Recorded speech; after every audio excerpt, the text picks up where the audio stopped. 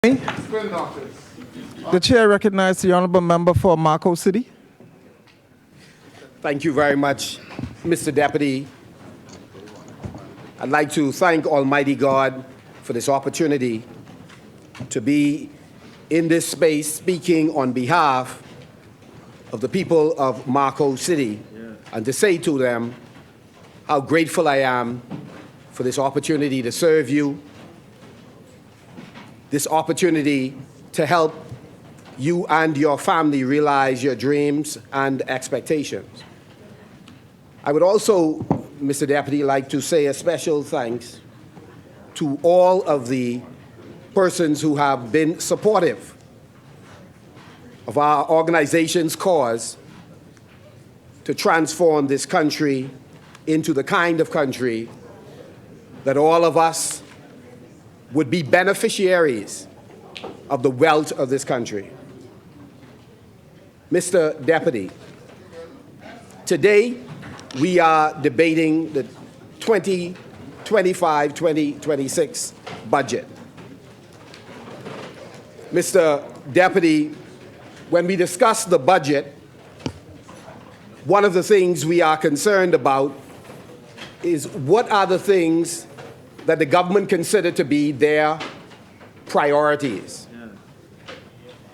And so we have come to this budget debate not only to respond to what is currently proposed in the budget, but most importantly, to shine light on what is missing and also to remind the public about the Davis-Cooper administration and what they have done over the last 3.5 years. I wish to say a pleasant good morning to my mother, Sister Laura Benson, who is, good afternoon to Sister Laura Benson, my mom, who's on Melbourne Road in Yellow Elder, and to say to Mom how much I love you, and to also say to my wife, Burlise, and my daughter, who's home, how much I love and appreciate you, and thank you for the ongoing prayers. Mr. Deputy, in this budget communication, once again, the Davis administration is asking the Bahamian people to wait and see. Wait and see. It'd be remiss of me not to also say a pleasant good afternoon to my colleagues who are here from not just the Senate, but a number of my colleagues who are here from the Free National Movement, to say how grateful I am to see all of you this afternoon.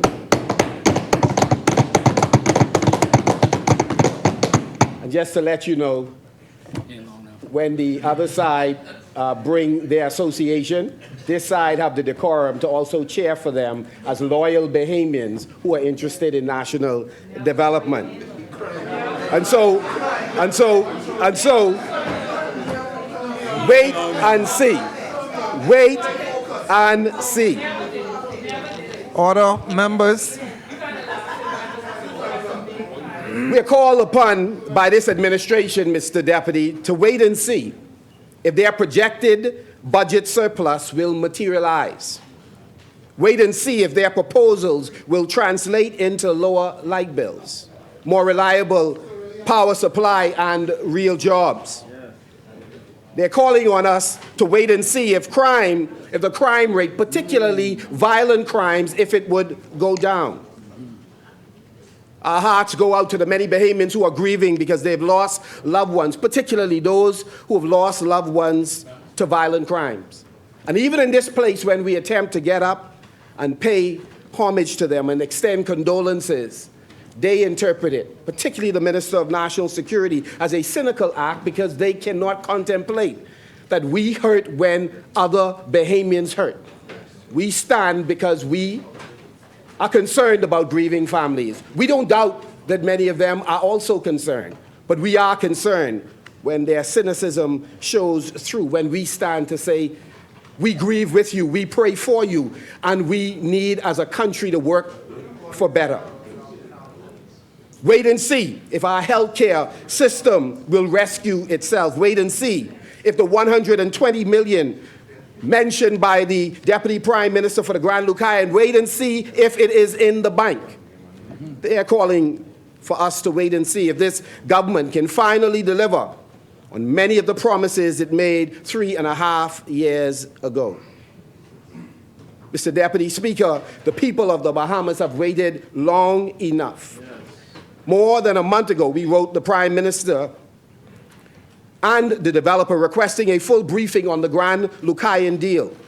To date, we've received responses from the developer, have had an opportunity to speak with one of the attorneys for the developer, and will in due course meet those concerned. With respect to the Prime Minister, he indicated on his feet that he has not seen the letter, notwithstanding it was emailed and hand-delivered, as we have done on numerous occasions before. For all of the government's failures, they want you to believe that they have transformed this country, that they have set many records. They keep talking about we're the first in so many areas. And yet, Madam Speaker, the pains of our people cry something different than what they seek to represent. That many lives are not improved because of any effort that they have made. But yet they beat on desks, pat themselves on the back while our people are struggling on so many levels. But if the Prime Minister wants to talk about track record or records, let's talk about them. Let's discuss them for a moment. Yes, the record number of direct awards, single source contracts with no bid contracts, somewhere around $415 million and counting. The record number of costly trips, bloated and often oversized delegations that often have persons who are not serving any particular purpose for that meeting. I want to talk about track record and record, the record number of consultants, that this budget will only increase the number of those consultants, more than $250 million at the end of this fiscal period. Mr. Deputy, we want to talk about track record and records, the record number of positions that are being filled by persons who they have brought back into the system. And many of them have been brought back in the very same or similar position that they held before. So some would argue that this could even be a record number of double dipping. Let's talk about the government that has presided over an economy that had experienced rising inflation, increased debt in some respects, and for sure, inside deals. Let's talk about a PLP administration that in just 9 months have increased the public debt by $402.5 million. And I will lay the document, Mr. Deputy, while cutting back spending on social assistance for Bahamians trying to feed their families. We'll lay that document as well. Over the same period. That's the record that they are running from. They are selective in picking what they will highlight for our attention. This government has turned wait and see into a national policy in many respects, waiting on crime strategies to have an impact and waiting on the healthcare improvements to occur, as the government borrows almost $300 million for a specialty hospital, even as the existing general hospitals, the RAN and the Princess Margaret, continue to deteriorate, unable to manage and improve what we have, and yet they sell us a bill of goods that they are on their way to completely transforming the healthcare sector. We believe, Mr. Deputy, that this is a time for forward thinking and forward acting leadership. And in time, the facts will be seen. In the meantime, while they engage in a flurry of activity, as if they are extremely busy doing things for the people, they are asking us each time you question them for the details, wait and see. It is interesting, Mr. Deputy, that the Prime Minister engages in the process of asking early for a new term in office. Whenever you see politicians are preoccupied asking for a new term when they are still early in the old term, it tells you, Mr. Deputy, that it is about them, it's not about the people. Imagine. They're talking, in year 2, they were talking about a new term, rather than talking about how to fulfill the mandate that the Bahamian people gave them. Let us look for a moment, Mr. Deputy, at budget surplus, their claims versus the reality. Over the last 2 weeks, the Prime Minister and the PLP members of Parliament stood here and painted a picture of remarkable economic recovery growth and spoke of surpluses in spreadsheets and rising tides that are supposed to lift all boats, and used posters to make their point. Let me be clear. Today I intend, as my colleagues have effectively done over the past 2 weeks, to correct the record and put in context our recent history of slow and low growth trajectory that this economy is on. One would think, for the way they talk, that maybe the Deputy Prime Minister, the member for Exuma, was telling the truth when he says, "We are booming," was his words. That's right. But just go over the hill. That's one. Just go Mason's addition and ask my brothers and sisters. Just go. The chair 7th Street to recognizes Grove. the honourable member for Exuma and Ragged Island. The clock.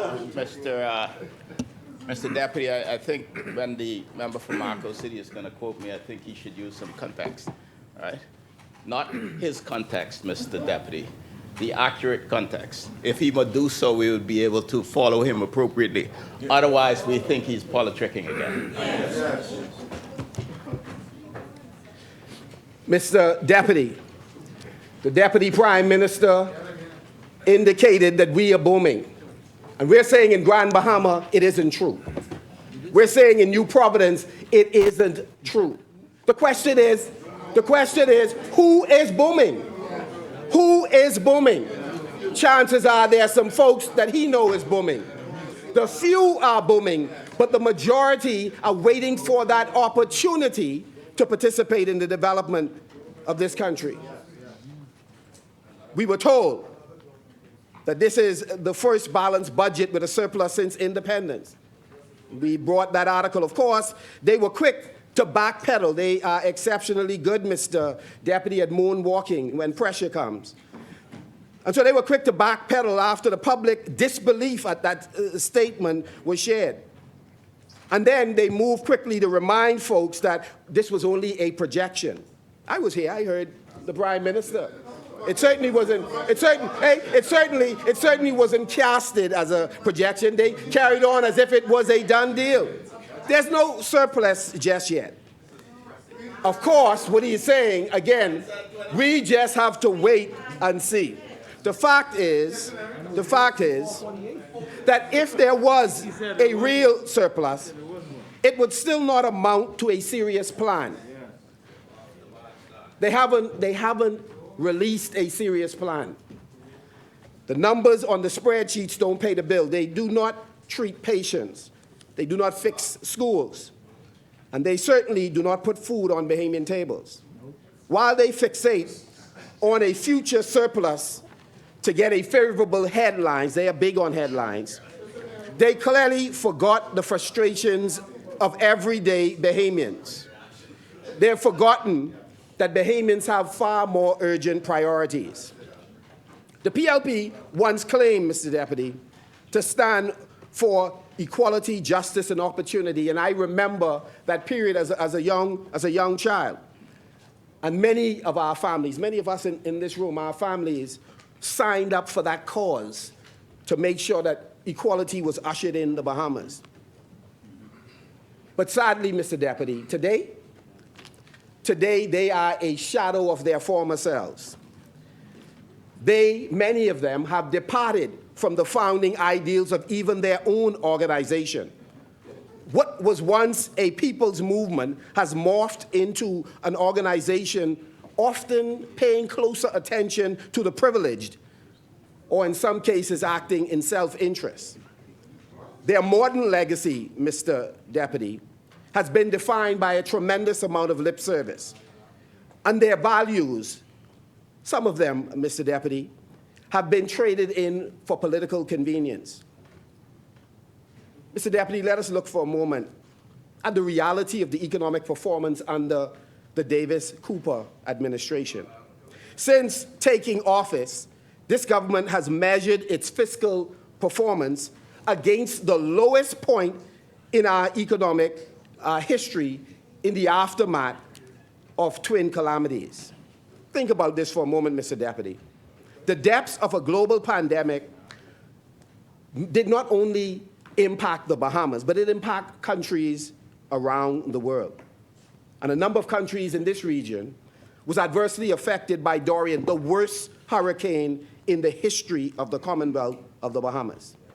COVID, Mr. Deputy, came on the heels of Dorian.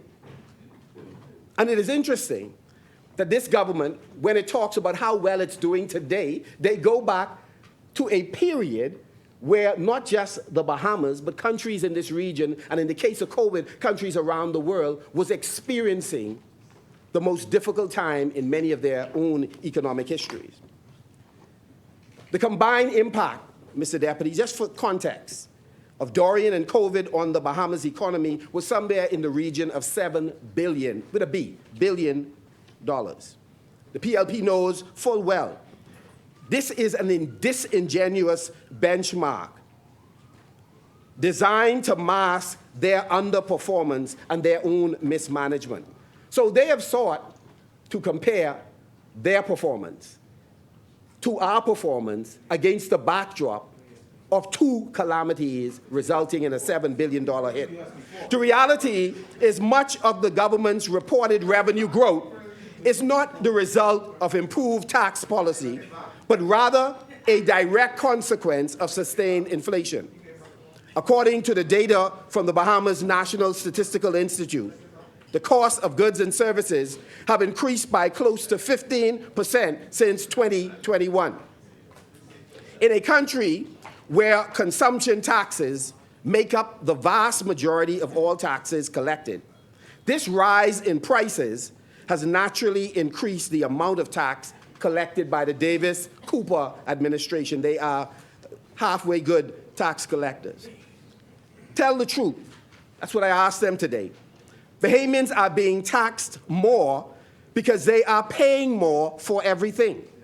And over the past 4 years, these inflated costs have driven up VAT receipts and customs duties, not because of sound fiscal strategy, but because the average household is bearing the burden of higher prices. Worse, Mr. Deputy, by putting tax back on breadbasket items and other essentials, the poorest Bahamians have had to bear a disproportionate share of this increased tax yield, further compounding the effects of the cost of living crisis. The bottom line, Mr. Deputy, is that this administration's revenue gains are built more on inflation than the innovation they would have us believe. This administration cannot continue, Mr. Deputy, to rewrite history to suit its political convenience. While they now rail against deficits and debts, they conveniently forget that they stood shoulder to shoulder with the FNM in Parliament, voting for every national budget and every emergency stimulus, every tax deferral, and every borrowing resolution needed to navigate the twin crises of Hurricane Dorian and the global pandemic. They were there. They participated. They supported, despite everything they are saying today. Let's be clear. They endorsed every fiscal decision they now pretend to oppose. Cat Island was there. Exuma was there. Angliston was there. Unfortunately, they got rid of our friend. Their sudden amnesia is not just dishonest. It's insulting to the Bahamian people who live through those hard years and understand why those extraordinary measures were necessary.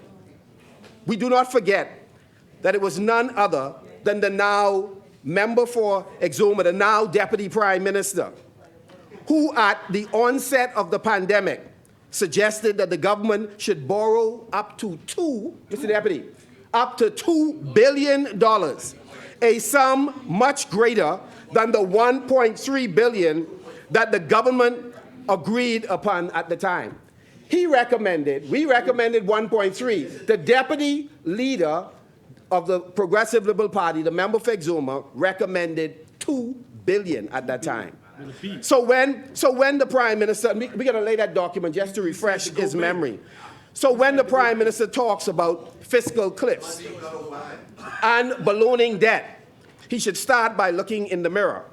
Because at the time, he and his parliamentary colleagues were not only involved, they were, in a sense, co-authors, rightly agreeing on extraordinary measures that were necessary at the time.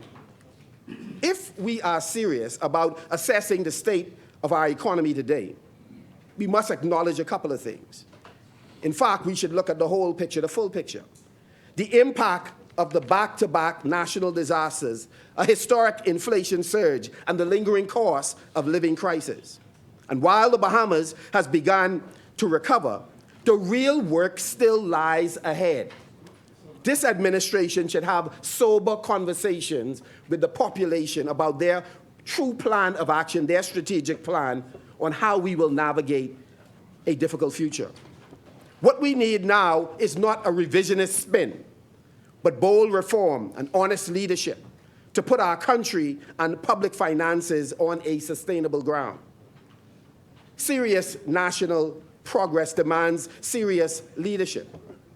It requires structured, transparent plans built on real consultation with those impacted. Bahamians continue to complain that this government often brings legislation with minimal consultation, but they make policy decisions with even less.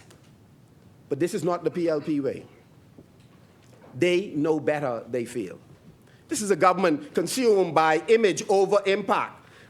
Beneath the glitz is a hollow vision, driven largely by partisan political gain, rather than public good for the many.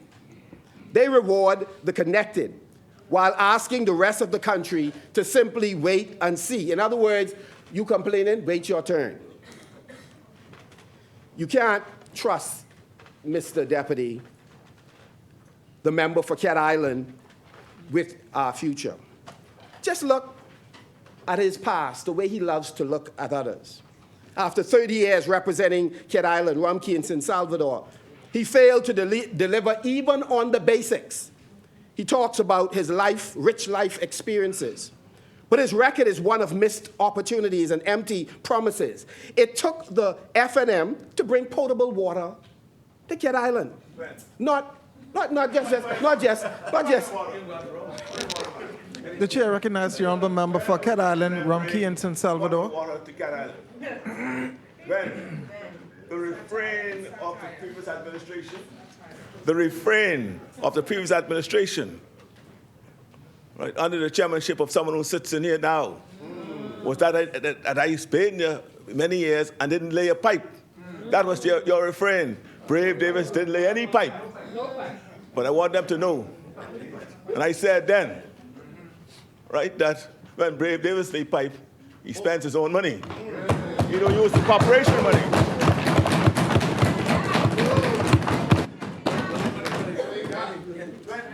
Mr.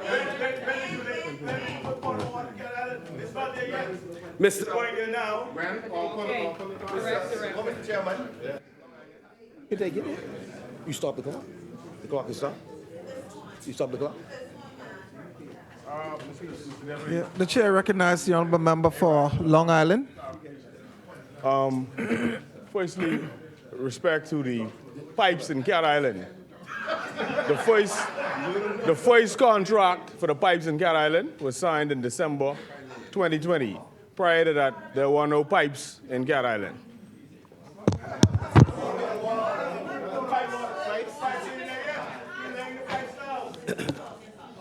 Mr. The chair recognizes.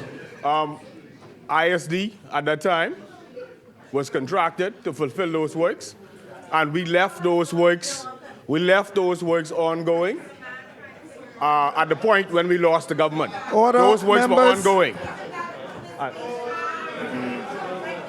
Mr.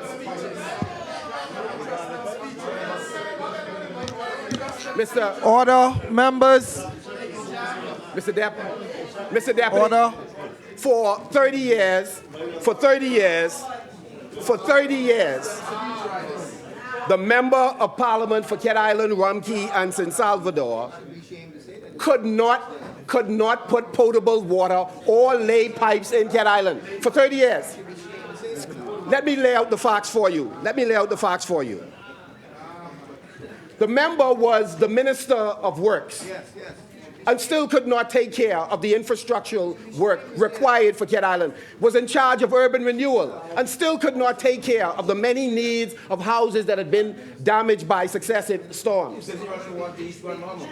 When I raised the issue in this House, Mr. Deputy, that the Prime Minister for 30 years could not meet many of the basic needs in Cat Island's infrastructure, on his feet, sitting where I believe Exuma, close to where Exuma is, he made the point, I asked for 30 years, I asked. That was his answer. Imagine that.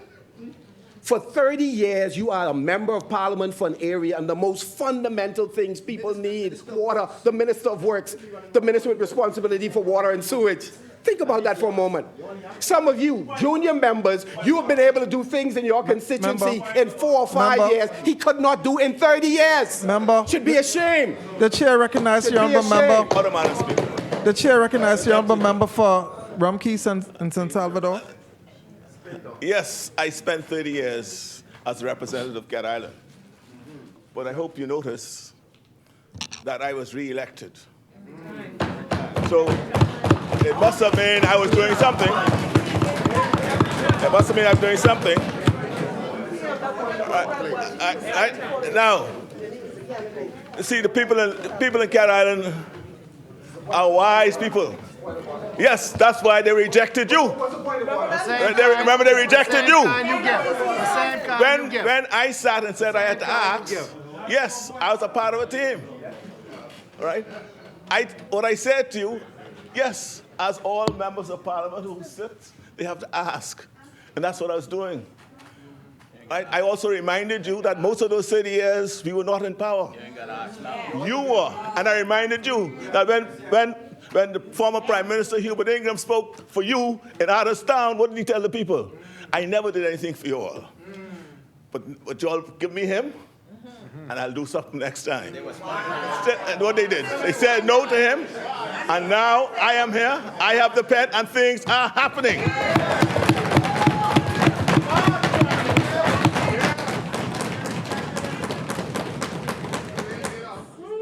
The member was elected, and his government was in fact in place, and he was the deputy prime minister, and still did not have any footprints, So think about it. So he's not the father of progress. Order, He's members. not the father of progress in Cat Island, Rumkey, and San Salvador, because he has failed to create an environment where the children of grandmothers and grandfathers cannot dream of going back to that particular constituency, because he's failed to create an economy that they can imagine a future there. I've said, tongue-in-cheek, that if Columbus came back, he would recognize the constituency under this prime minister. And so here he is, attempting to convince the public that he is in a position to cast a broad vision for the entire country, when one need only look at his own constituency and his performance there. Compare it, for example, against, let's just say, Hubert Alexander Ingram, and what he was able to do in less time in his constituency. So when you want to examine somebody's potential for the future, examine what they have been able to accomplish in the past. And he has failed. Let us look for a moment. This government claims that they are moving towards a balanced budget. But how? They have increased the borrowing, and it'll continue in this cycle, including over $400 million in the first 9 months of this fiscal year. Consider this for a moment. And still, and this is the part that got me, for the first 9 months, the budget deficit still stands at $332 million. They claim that we are living in an era of economic expansion, but expansion for whom? They have catered in many cases to the few. We are interested in catering to the majority of Bahamians. This is an economy that for everyday Bahamians, it is a struggle. But for those persons with whom they are very close, it is a different story.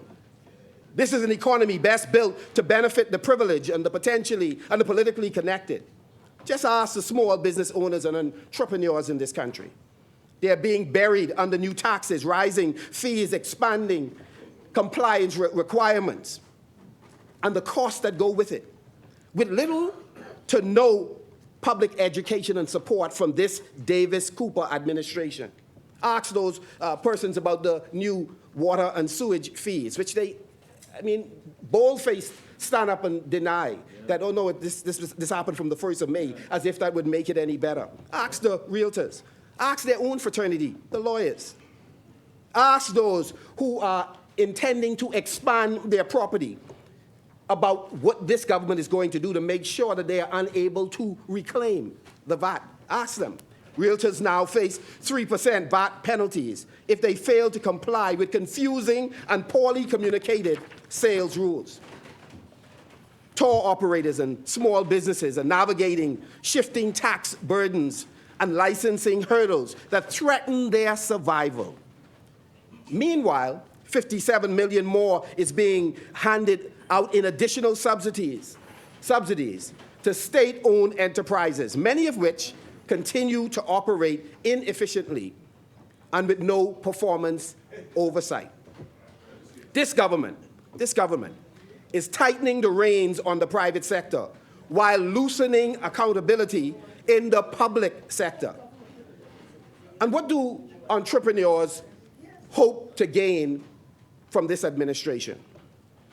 Little access to low-interest credit, no expansion of micro loan facilities, no business incubators in the Family Island. They are just now forecasting, well, some are going to come. Just more rules, more paperwork, more broken promises. I live in Grand Bahama, and I can tell you, when Kwesi Thompson was in the office of the Prime Minister, you could benefit from, no matter what your political persuasion was, the possibility of loans, the possibility of grants. It is a different kind of experience today. Under this administration, we are not witnessing economic growth. We are watching the rise of two different societies, two-tier economy.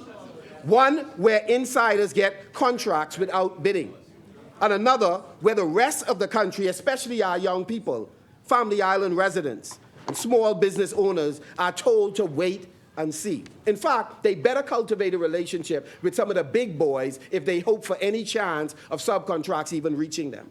This is not equity. This is not empowerment. This is economic exclusion.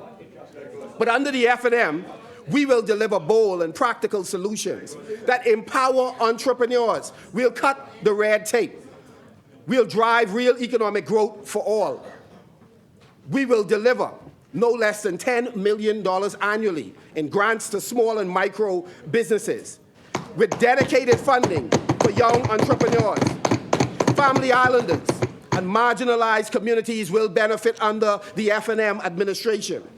Everyone gets access. No one is left behind. Overall, government agencies like Inland Revenue has to be changed. What must be changed in Inland Revenue? We have to eliminate the arrogance. We have to eliminate the intimidation. We have to eliminate the red tape. Our government will serve residents as well as empower business owners. We will not harass them. We will not be going into establishments with armed officers to intimidate Bahamians who are following the law. That's their way, not ours. We will serve our community, residents and businesses, with clear customer service standards and real accountability. We'll streamline construction permits to match global best practices. Where needed, we will outsource to certified professionals so that we can eliminate unnecessary delays in having projects inspected and the inspections approved. Mr. Deputy, We will activate a true one-stop shop for major Bahamian and international investments. Invest Bahamas. It's promised by the PLP but shelved. This will finally become a reality under the F&M. We will adopt a fair rules-based investment approval process with clear criteria and minimal political intervention.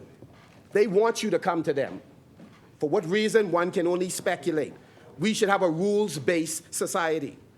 Fully digitize the approval process, cutting delays, boosting transparency, and allowing every step to be tracked in real time. Eliminate the current system that forces businesses to estimate, think about this nonsense, to estimate and prepay next year's licensing fees. We ought to reverse this one-size-fits-all audit mandate. Some only need a review, not an audit. We should assess and improve the VAT payment system and the timeline to ease pressure on businesses and improve cash flows.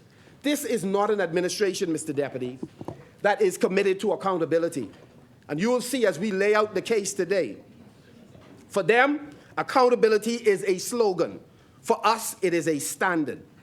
While we haven't been perfect, Mr. Deputy, while we haven't been perfect, the F&M has led with greater transparency than the Davis-Cooper administration could ever hope for. We have enacted the Fiscal Responsibility Act to advancing the Procurement Act. In contrast, the PLP has spent the last 3.5 years dismantling those laws, gutting those laws. They do not follow the rules. They are serial lawbreakers. Let me break it down even further.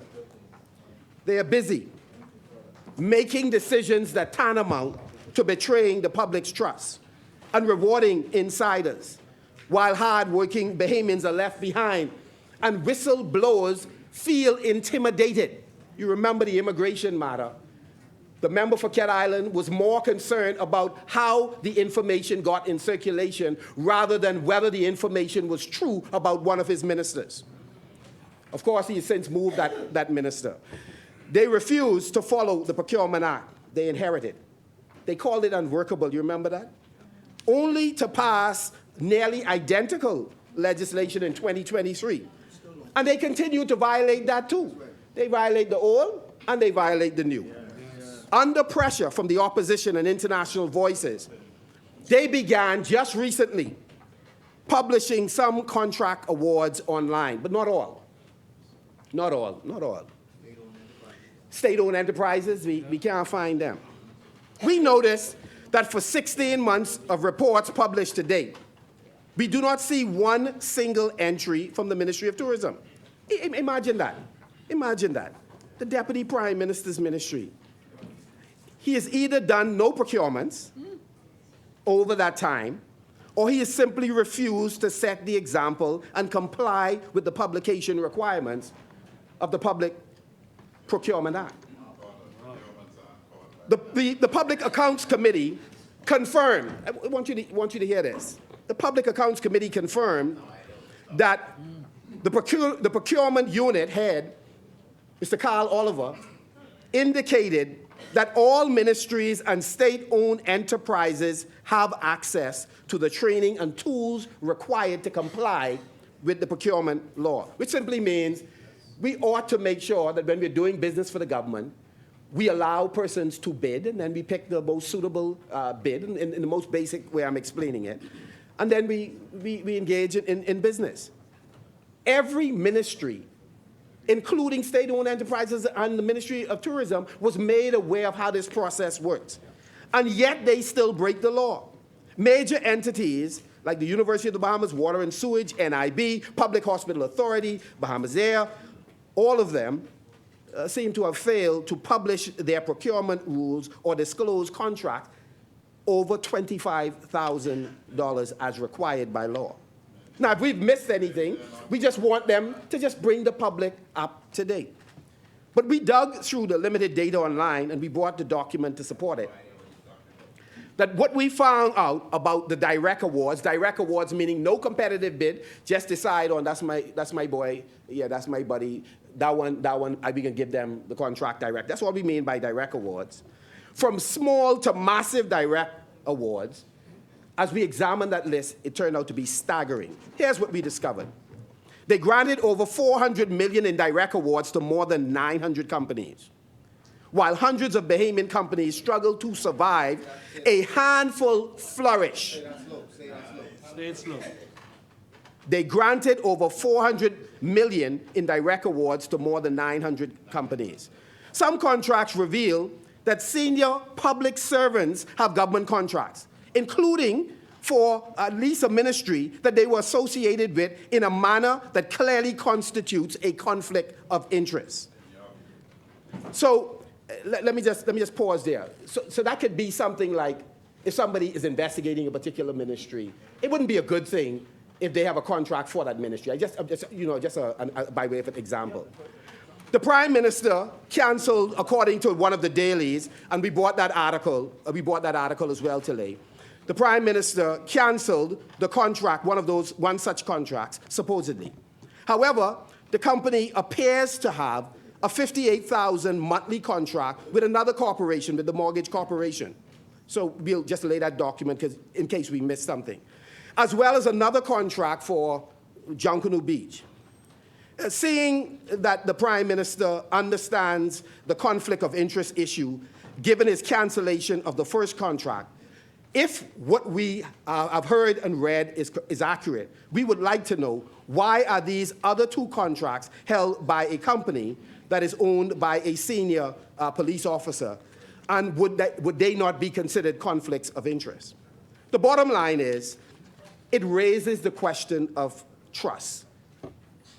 Are they making decisions simply when the light is not being shone on them, and when it is shone, they take limited action to give the impression that they are committed to the rule of law? The Prime Minister has touted his considerable rich experience, life experience, I think is the way he referred to it. And despite that fact, they claim an administrative error when the government was caught offering a no-bid $183 million contract. I guess the Prime Minister's so-called rich, extensive life experiences did not help him to avoid the $183 million administrative error. They bought ambulances that ill-fit the needs of the people that they were designed to serve. An essential emergency equipment. They paid $1 million breakup fee for an energy deal that collapsed. We bought that document to lay that as well. Let me remind you that at a time when grocery bills are higher, rent is rising, and gas prices are squeezing families, the Davis administration still found money for private planes. I mean, think about that. People are struggling to eat in this so-called booming economy. And they found time for private planes, inflated travel budgets, and government PR. But they could not find money for people who needed help the most. Yes. And all of us in here on both sides who have constituents know that people are suffering and need help. But oftentimes the funds are not available. That isn't governance. It's a lack of concern for the very people we are elected to serve.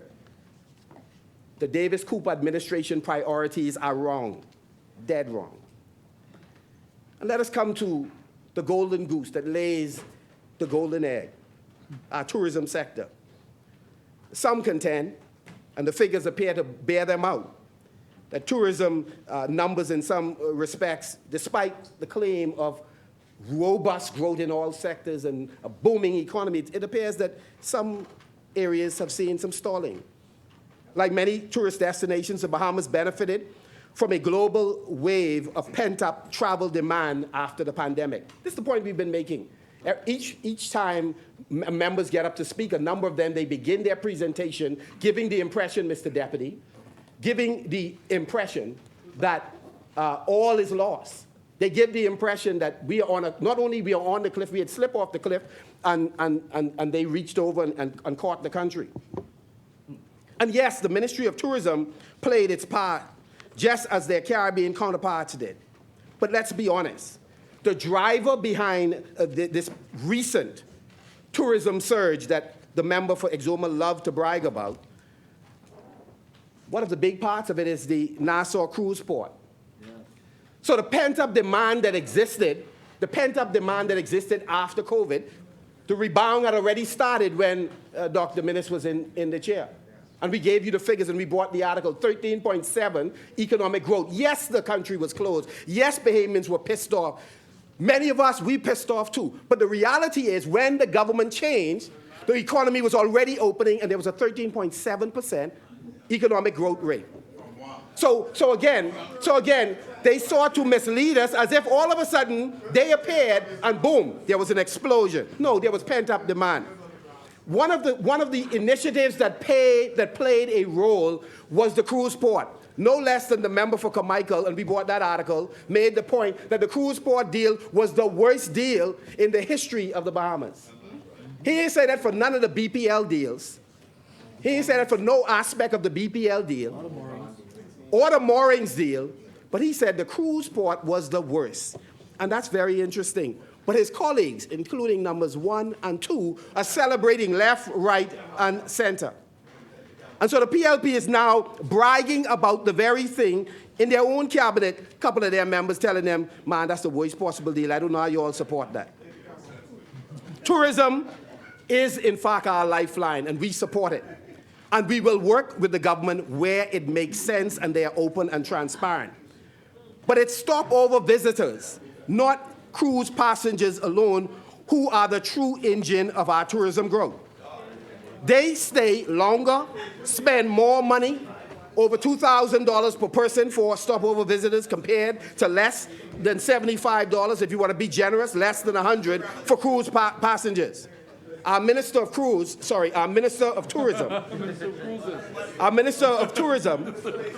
needs to release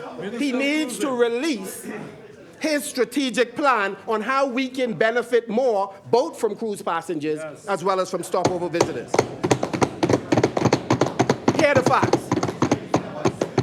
The fact is that the economic engine, that is stopover visitors, the numbers are not doing as well as the bombing on the table across there suggests. Stopover arrivals dropped by 0.2% in 2023 and nearly 4% in the first quarter of 2024, according to the central bank.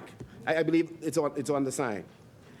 In fact, for the last 9 months straight, in fact, air arrivals to the Bahamas have declined compared to the previous year, and we'll lay the document for that. The chair recognizes the honourable member for Exuma and Ragged Island. It is not true.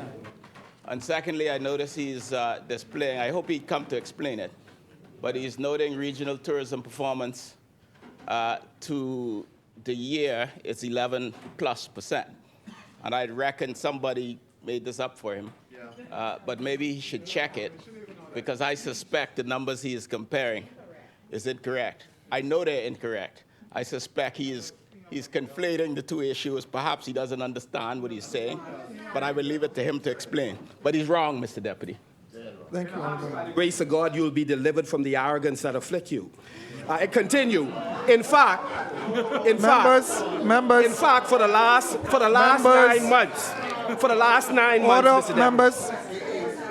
Sorry, is the point of order? The chair recognizes the honourable member for Exuma and Ragged Island. Order, members. This is not a barroom. This is Parliament, Mr. Deputy. And the member ought to speak as if it's Parliament and not be offensive, Mr. Deputy. This is not a barroom. That's right. This is not, it's not a stage, Mr. Deputy. Thank you, honourable member. Mr. Deputy, through July, August, and September, and October, Honourable member, are you going to withdraw?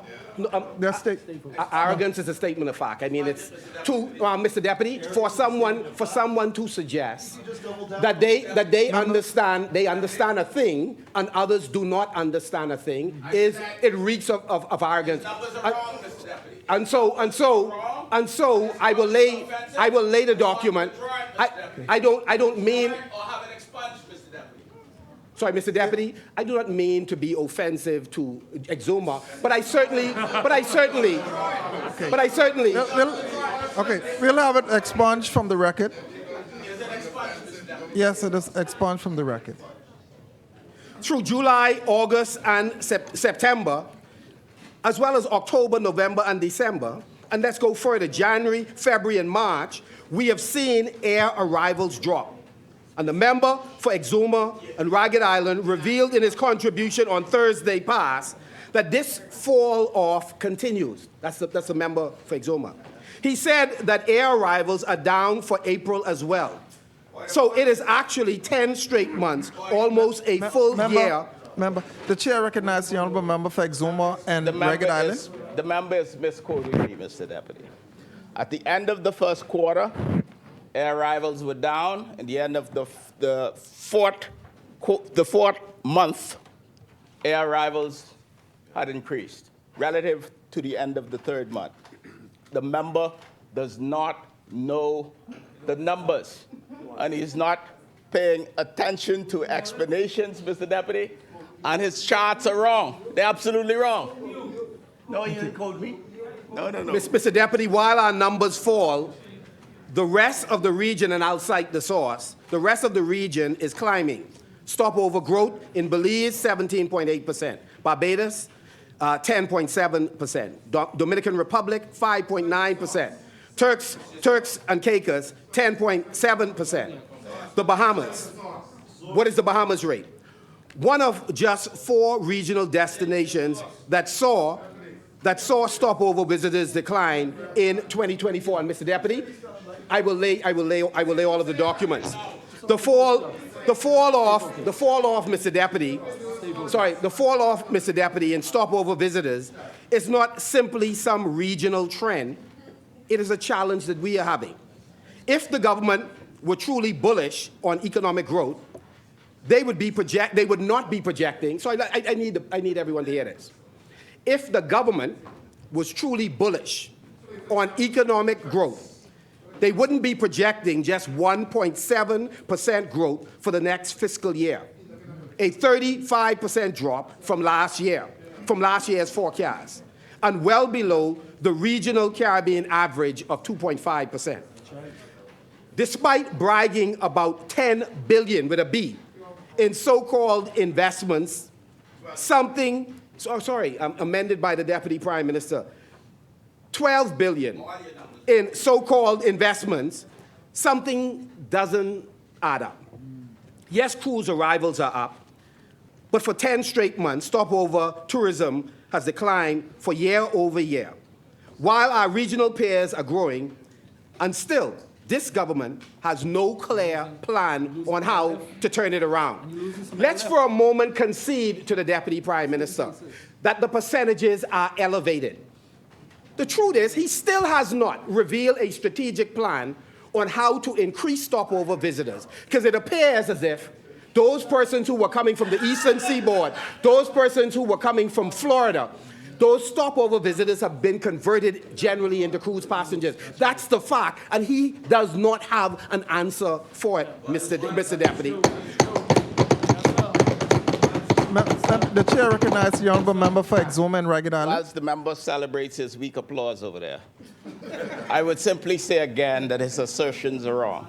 I spoke for 2 hours. I laid out many of the things that the Ministry of Tourism is doing, but yet he continued to seek to denigrate the great work of the Ministry of Tourism. And that's covered on page, 44?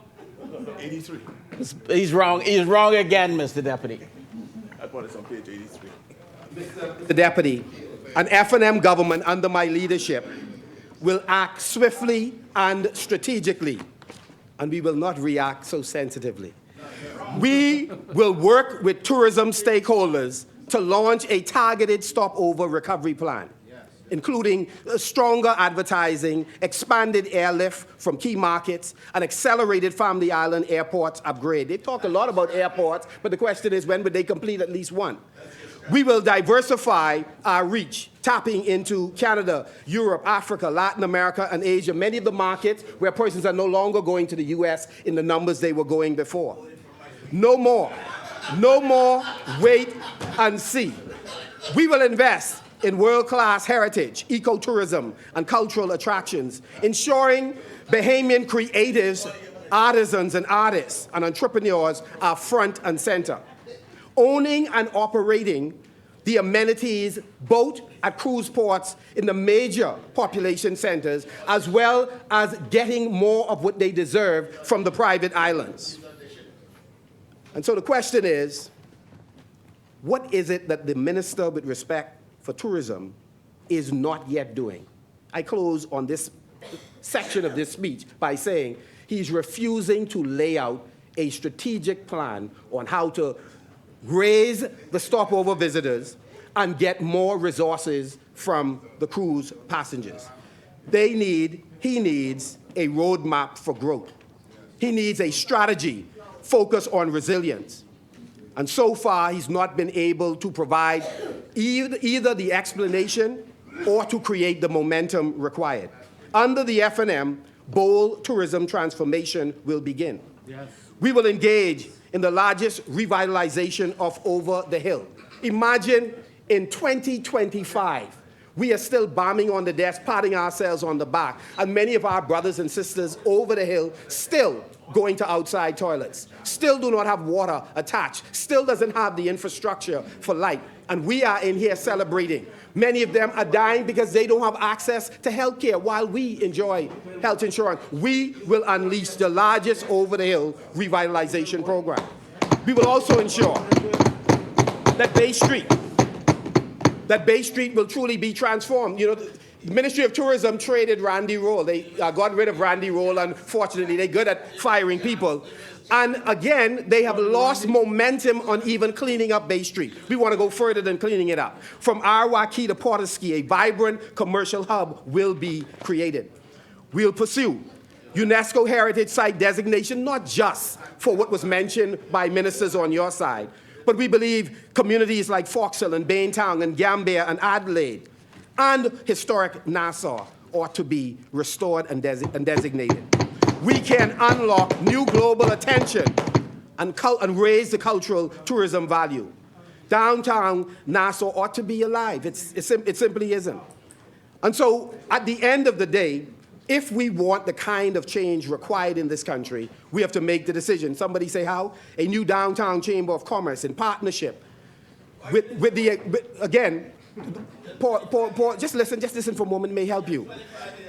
We believe that we can drive access to capital. We can provide the concessions required. We can support Bahamian-owned businesses, and it's not too late for you all to try and do it. We'll launch the Orange District from East Street to Christie Street, Fort Finn Castle to Fort Charlotte. Dedicated effort would be given, not just to live murals, to the museums, to theaters, to authentic eateries, but to multi-purpose Junkanoo shacks already approved under the Minister administration, but you all refuse to bring into force. And for Grand Bahama would in fact rise again. We've been called for such a time as this. So stay tuned, my brother, stay tuned. So again, the member talks about boom. If only the member for Exuma boom was about building opportunities and optimizing momentum. If only it stood for that. We will expand festivals, not just in Grand Bahama, but across the Commonwealth of the Bahamas. And in Grand Bahama, Williamstown to West End, we intend to make sure all Bahamians, F&Ms, PLPs, and others, all should be included in our development initiatives.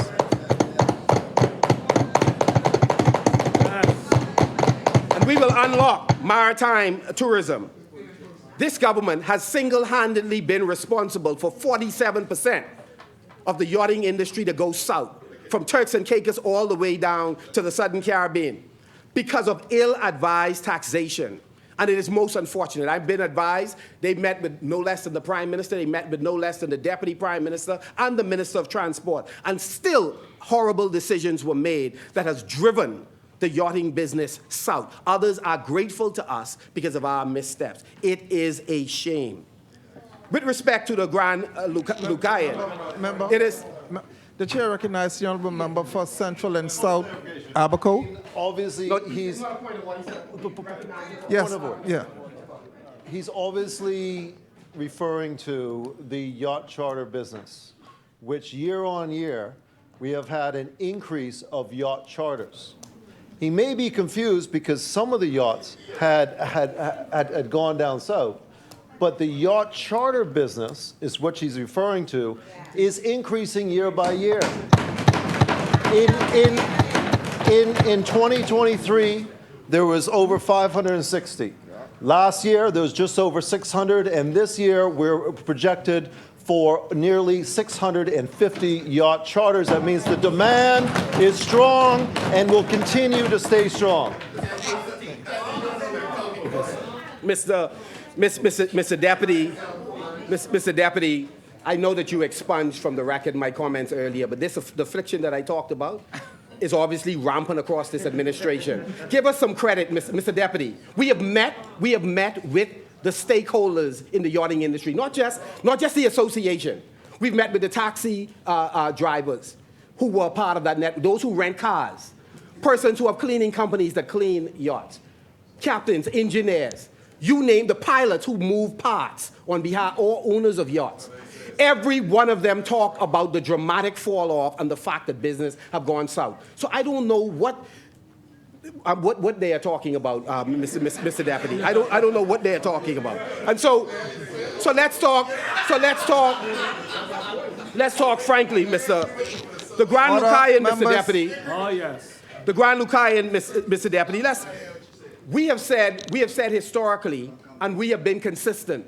We support any effort this government would engage in that has the potential to empower Bahamians. We believe that a successful hotel in Grand Bahama, a working international airport, will be beneficial to the people we love, our family, our friends, the people we serve. What is happening with respect to the Grand Lucayan is unfortunately tragic in its history. So let me talk for a moment about the recent history. We know that this hotel is supposed to be a catalyst. Instead, it has momentum one day when they talk. Remember, the Deputy Prime Minister used to be in charge of Grand Bahama on behalf of the member for Cat Island before he circumvented the member for Exuma. So the PM had to go and take charge, right? So before, we used to say to the member for Exuma, we like you. You're in our generation. It's time for us to move. But we told him, stop overselling and under-delivering. And unfortunately, he didn't take our advice, and then the Prime Minister stepped in and sidelined him. But let me just say this. For 3.5 years, they have worked on this arrangement. They have had more time since they came in, 3.5 years, almost 4 years, than we had from the time of Dorian to when we were kicked out of office. They haven't learned the lessons from any shortcomings that we have. And so one of the things we keep saying to them, the Davis Cooper administration, that they ought to take good advice, and whenever you sign off on an agreement that is so good and wonderful, we just ask you to share the details. And so, again, as we press them for information, what was the Prime Minister's advice? Oh, no. He didn't want to get into the discussion about whether or not the Deputy Prime Minister was telling the facts. I wouldn't say the truth, just the facts. Deputy Prime Minister, you would remember, he was very...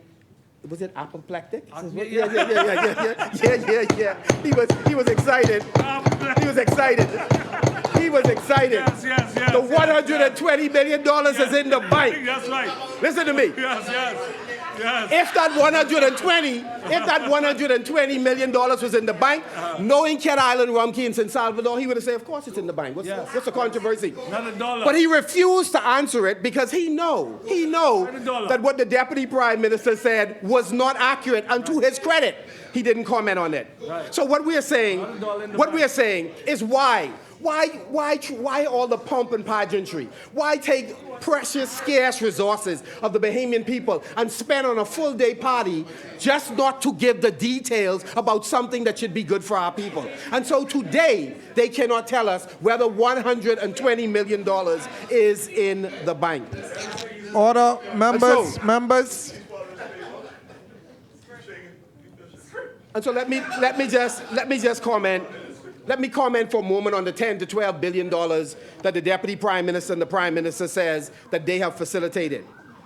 The projects that they mentioned, they conveniently didn't tell the public that this $10 to $12 billion fall in several categories. One category, projects that were commenced prior to September 2021, either by a previous PLP or F&M government, yet they chose to list it as this is something that they have accomplished. The second category, some projects that have been approved by Cabinet, heads of agreement have been signed and ground broken, and then we advise that some of those projects, we're still waiting for real work to begin. I wouldn't include the Grand Lucaine in that, though we have heard, Mr. Prime Minister, that the window that was broken during that all-day celebration, that some folks went back to fix it. We don't even understand why. We thought, that a real demolition was happening.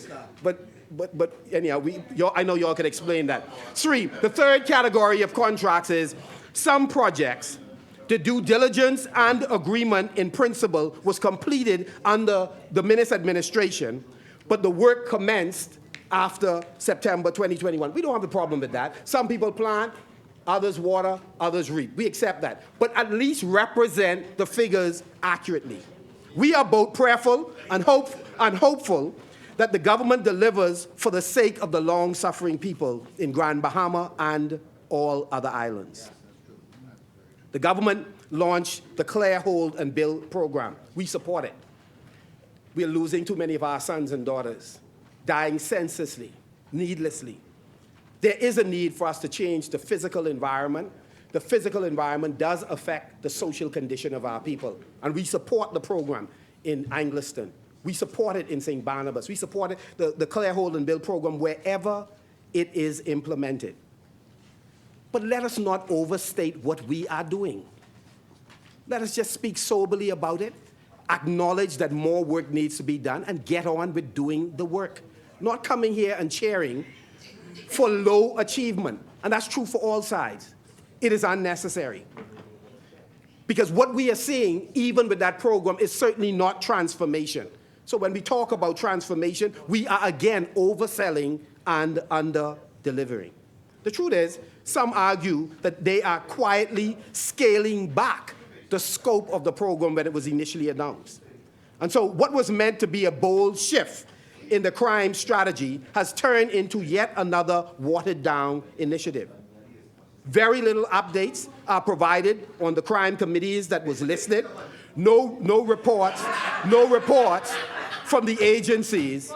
Just more wait and see. Wait and see if the Family Island Development Fund will be populated with the required resources. Wait and see if crime, digital infrastructure, and health care is going to be transformed. Wait and see is their mantra. It's time we say it clearly. The Bahamian people deserve better. And under our administration, we will deliver better. Mr. Deputy, I said at the outset that one of the things that the budget exercise is important for is to look at what is missing in the details, but also to remind the public of who's communicating the budget priorities. And so I'll come to that in a moment. But there are some missing priorities. One of the most glaring omissions is the government's agenda for youth empowerment and development. In fact, youth unemployment straight across the country is certainly much higher than what they seek to represent as a single-digit phenomenon. Some argue that youth employment specifically could be as high as 20%. I've seen no figures to the contrary, so I'm just cautioning us. Let us be careful when we come and bomb these termite-infested desks that we are being accurate about what we are doing. Now, yes, I support we need a new parliament. It may not be 56 million, however. That seems a little high. But that's another subject for another day. So, The chair recognizes the honourable member for Golden Gates. Hill City is misrepresenting what was delivered at any time by this administration. The Department of Statistics reported, and we subsequently reported same, that youth unemployment rose to 19%. So where was it that we did not say that youth unemployment was risen. However, we have employed employability and skills training efforts, which I will lay out for you in my contribution right when you're done, to explain to you what we are doing to combat youth unemployment, which is a phenomenon that is growing around the world. Thank you. Thank you very much. Golden Gates, thank you very much for confirming the point I made. 1% difference, and 1%. Well, you know, Mr. Deputy, I'll say this very quickly, and then I'd like to move on. I've never seen a group, my colleagues opposite, create so many phantom enemies. You'd hear them say sometimes, there are some who criticize us for this. We don't need none of us on this side. So we don't even know who the phantom opposition is. So all I'm saying to them is, I am happy. We listen to Golden Gates, and we thank you, Golden Gates, for having shared the figure. So Golden Gates, I'd like to say to the Bahamian people, and if you don't have these, if you don't, Mr. Deputy, can I have some protection from the noise, Order, please? members. Thank you. Mr. Deputy, through you, I wish to recommend some things that Golden Gates may include in the event that these things are not brought. We will certainly implement them when we come to government in the next election. We support youth employment. We support, as it has been forecasted, the passage of the National Youth Policy, and we pray that it comes soon, the establishment of a National Youth Council, the establishment of a youth stock exchange, which could make a world of difference in terms of creating financial literacy, and, of course, strengthening the capital markets.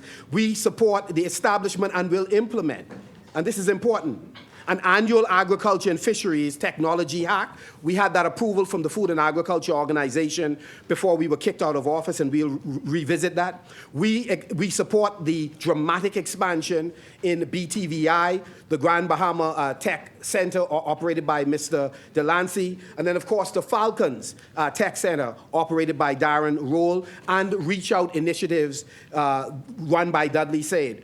We will increase funding for youth-related organizations and activities, and of course will support cultural grants, national arts endowment. It was most unfortunate to hear the Minister of Youth, Sports and Culture represent as if the PLP had a monopoly on transformative things that have been done for sports and culture and youth. We have a history. Both administrations have made contributions, and both need to increase what we are contributing. It is important to increase Jonkanu funding. Try to be quiet and learn something, please. And then, of course, we support the expansions of sports subvention programs. We support the relaunch of the job readiness program at a much larger level. And of course, the youth enterprise program that had paid dividends under successive administration. We believe that it is important to continue the programs of culture in the park and sport leagues throughout various constituencies, and we'll stand with the Minister of Youth, Sports and Culture to the extent that he is interested in involving us. Let me also say that we believe it is important in our various communities, Mr. Deputy, to have youth organization expos. Many parents are not familiar with some of the youth engagement opportunities that exist. So imagine on parks throughout the Commonwealth of the Bahamas, we regularly expose our children and their parents to organizations that can recruit them before the gang leaders do, before criminals do. And so those are some of the initiatives. Mr. Deputy, the PLP talks a lot about innovation, but delivers nothing for, well, let me be more measured, delivers precious little for generating opportunities for innovation. One of the things that the member for East Grand Bahama did when he was in the office of the Prime Minister is targeted particular industries with grant funding. So if we're interested in stimulating technology innovation, you would fund it. If you're interested in stimulating agricultural initiative, you would fund it. So $5 million was made available by the cabinet for farmers and for fishers. If you are interested in the orange economy, you will put substantial resources. I've not seen in the budget book the kind of figures needed to do transformative things in the orange economy. And so, Mr. Deputy, it is important that the government puts its money where its rhetoric is. And so for us, it is no surprise that this government's budget contains very little investment in youth in this country. We have been asking, let me give the example. We have asked, show us the 10 million per annum that you are prepared to put towards youth initiatives and grant funding. We made a commitment, and I brought the document as verification of it. We made a commitment to do that. And so we, in our allocation to youth initiatives, I believe the figure was $68 million during the period that we were in government. If you have it, we've asked in the question and answer period, you never show it. We've said in the House, you've never shown it. We've said in press conferences. So if you have the figures, don't be upset, just lay it on the table. We haven't seen it. And so let's not forget, it was Prime Minister Davis who publicly questioned whether playwrights, actors, and musicians count as real jobs. Those were his words. That mindset is outdated. Oh, sorry. The chair recognizes the honourable member for Cat Island, Rumkey, and San Salvador. I never said nor questioned whether those persons in the creative and the orange economy that he attributes to me. Never said it. It is not true. And in fact, Mr. Deputy Speaker,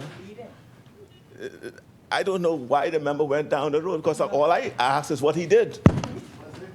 And he took it from there. I asked, what was your job? And if I go further, Madam, Mr. Deputy Speaker, he's the one who, and I will address it at some appropriate time. I have the tape where he raised a question of what I do. He spoke about my job, about how I represent criminals in one of his rants some years ago. He raised what I do.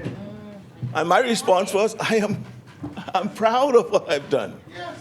And I have contributed much in my profession.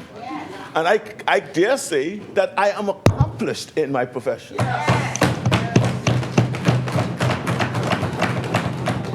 My question to him was only, what do you do? Or what did you do? What is your resume? I didn't say what his resume was. Right? He could have said politics. In fact, he should tell me he was an author, and I wrote this book called Politics. And perhaps he could have... That would have been the answer to it. Oh, my. The mindset of the Prime Minister is not just outdated, it is dangerous. It dismisses an entire generation of talented Bahamians who are building brands, telling stories that are of importance to our cultural development, and putting the Bahamas on the cultural map.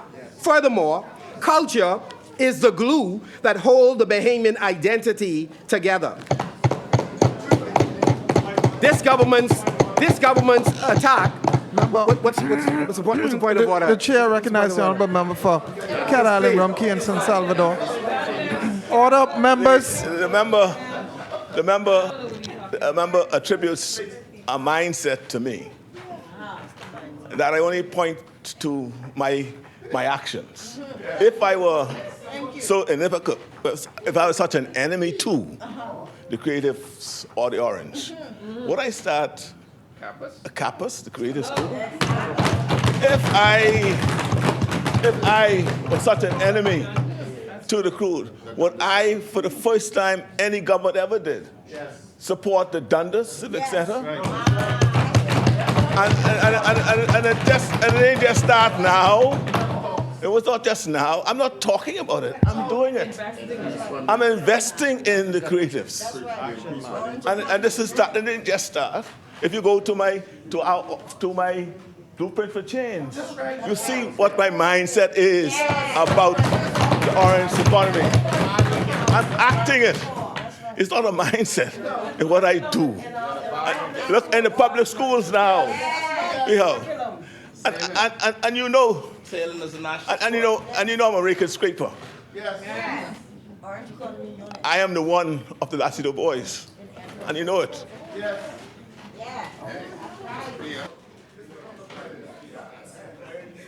Listen, just give me a moment. I want to create. Because rake and scrape is so important, and we want you to enjoy that more. Come next election, we're going to retire you so you could go and do some more rake and scrape.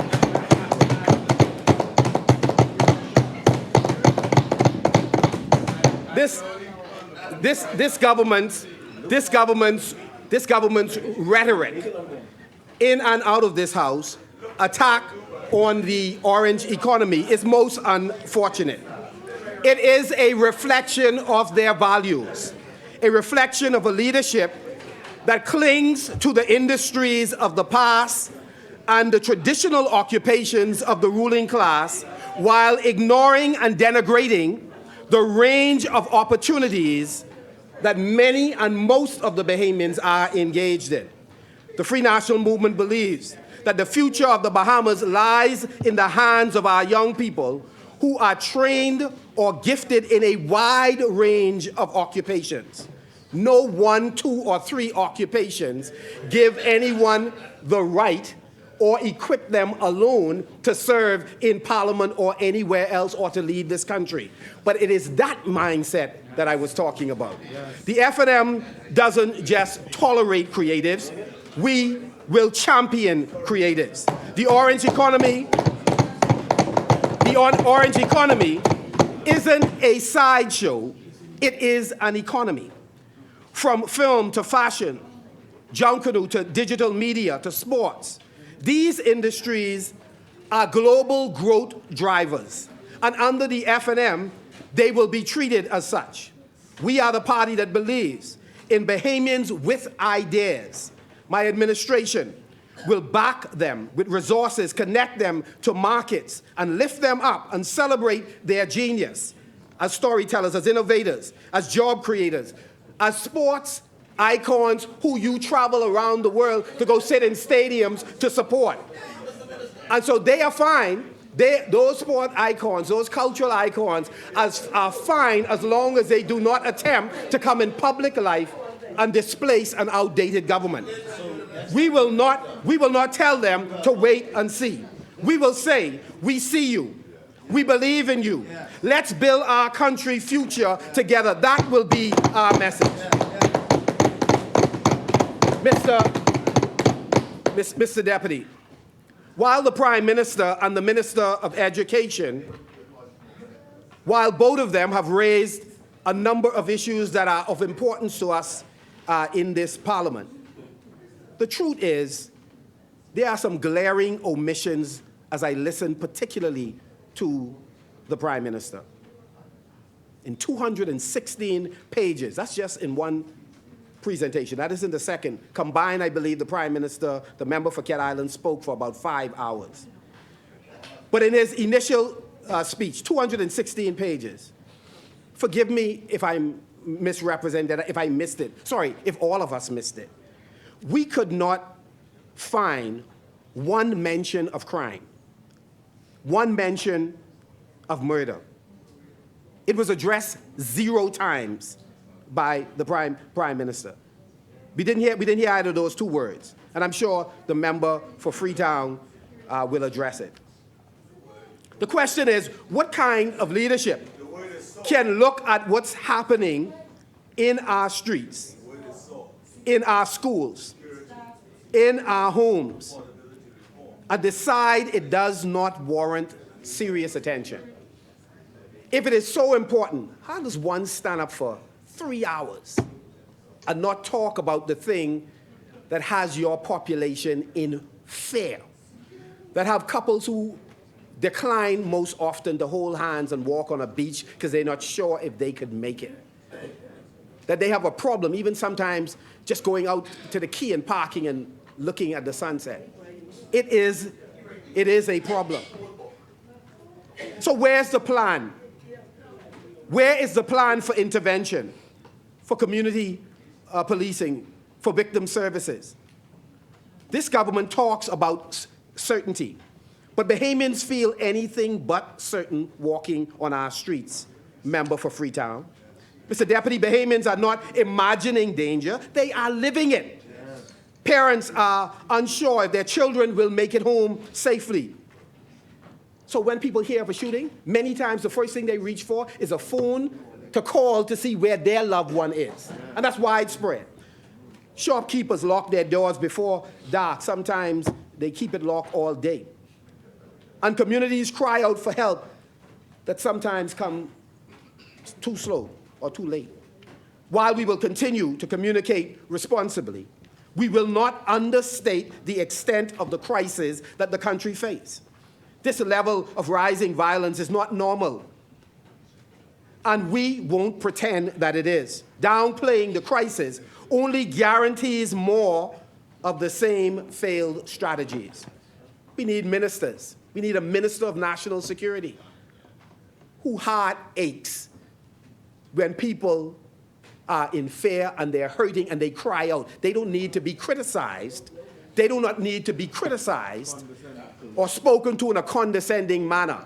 No member in this House should get up on a point of condolences and to be berated and dismissed with cynical banter, as was I at the hands of the Minister of National Security and others. The FNM is clear. National security is not an afterthought. It is a non-negotiable foundation for progress. We need a national security minister who sees their assignment as a crusade to help change the hearts and minds, to enlist the best and brightest to fight root causes while fighting at the same time the symptoms of crime. What did I do, Mr. Prime Minister? Like Shivago Lang, like some other young people some other folks who are in this parliament. I've spoken to almost every school in the Commonwealth of the Bahamas. Most of them, their graduations. Run community programs. I'm a social entrepreneur. I want to do some things that make a difference in changing the lives of persons. Did it before politics, doing it in politics, we'll do it after politics. That's what I do. As Prime Minister for 30 years, being in frontline politics, the question is, sir, have you been to every school? Other than staged arrangements, have you? I believe you care. I do. But you want to know what I do? That's what I did. I went to schools. I went to communities and talked to young people on the block. They do not see me as one of them. And so at the end of the day, when you want to know what many of us are doing, we are interested in talking to our young people who are through street corners from the top of the hill all the way down to Ridgeland Park, or from Nassau Street all the way to Village Road. Lots of young people who are unemployed, negotiating life and death issues without anyone interrupting those conversations with a different plan on how they can participate in owning a part of this country lawfully, legally, and without risk of them losing their life. The truth is, we need public servants that understand the fight against crime does not begin in the courtroom. It begins in our homes, in our communities, and continues in our classroom. We renew our call for a National Crime Commission, independent, nonpartisan, and guided by local and international experts, to deliver real solutions, not political sound bites. We call for local policing advisory committees that will work with every police station to make the policing plan more responsive to their local needs, to help shape those policing plans. And we call for a select committee on immigration to address the ongoing national security issue that unchecked migration can create. And since we are here discussing what the government's priorities are, it is important that this government sees that an economy growing at 1.7% cannot create the kinds of opportunities to change island by island. We could talk island by island opportunities all we want. A 1.7% growth rate will not get us there. We need a plan of action that engages all stakeholders so that we are talking and working towards growing this economy. 3.5%, 4%, 5%. It can be done if we are working on behalf of the many rather than creating generational wealth for the few. And this government is committed to creating generational wealth for a handful of people. Safety for us must not be a slogan, it has to be a right. And under the FNM, it will be given priority. So talk all you want about what didn't happen 3.5 years ago or 4 or 5 years ago. We have a team in place, fully committed, and by the grace of God, working with this Bahamian public, we will usher in change in the Commonwealth of the Bahamas. And so, as we examine the allocations and priorities under this current budget, particularly those designated to the Ministry of National Security and its agencies, I rise not simply in critique, but with a renewed national commitment to make a pledge for fairness and to call on this government to be fair. We will usher in reform, but the government still has a little bit of time to do some things. We should have a restoration in the dignity of all jobs. If you're serving a people, respect them. We in the opposition respect the men and women in the uniform branches, the police, defense force, corrections, fire services, customs, all of them. We respect them. And it does not, and immigration, and it does not prevent us from offering critiques when the critiques are necessary. So when you start talking about shaking the tree, show us evidence that you're shaking it, rather than trying to maintain the status quo. But respect is not just spoken. Respect has to be resourced. Put your money where your mouth is, and reflected in our policies, promotions, and priorities.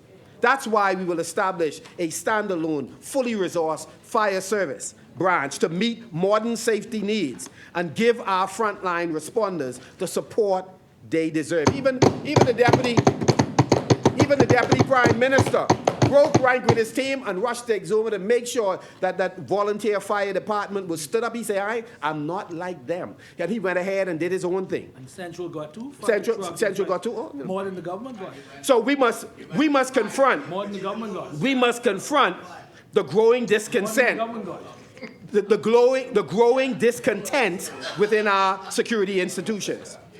The recent promotions, or more accurately, appointments, as it has been described by some officers at the Bahamas Department of Corrections, has caused and more than a ripple of frustration throughout the ranks.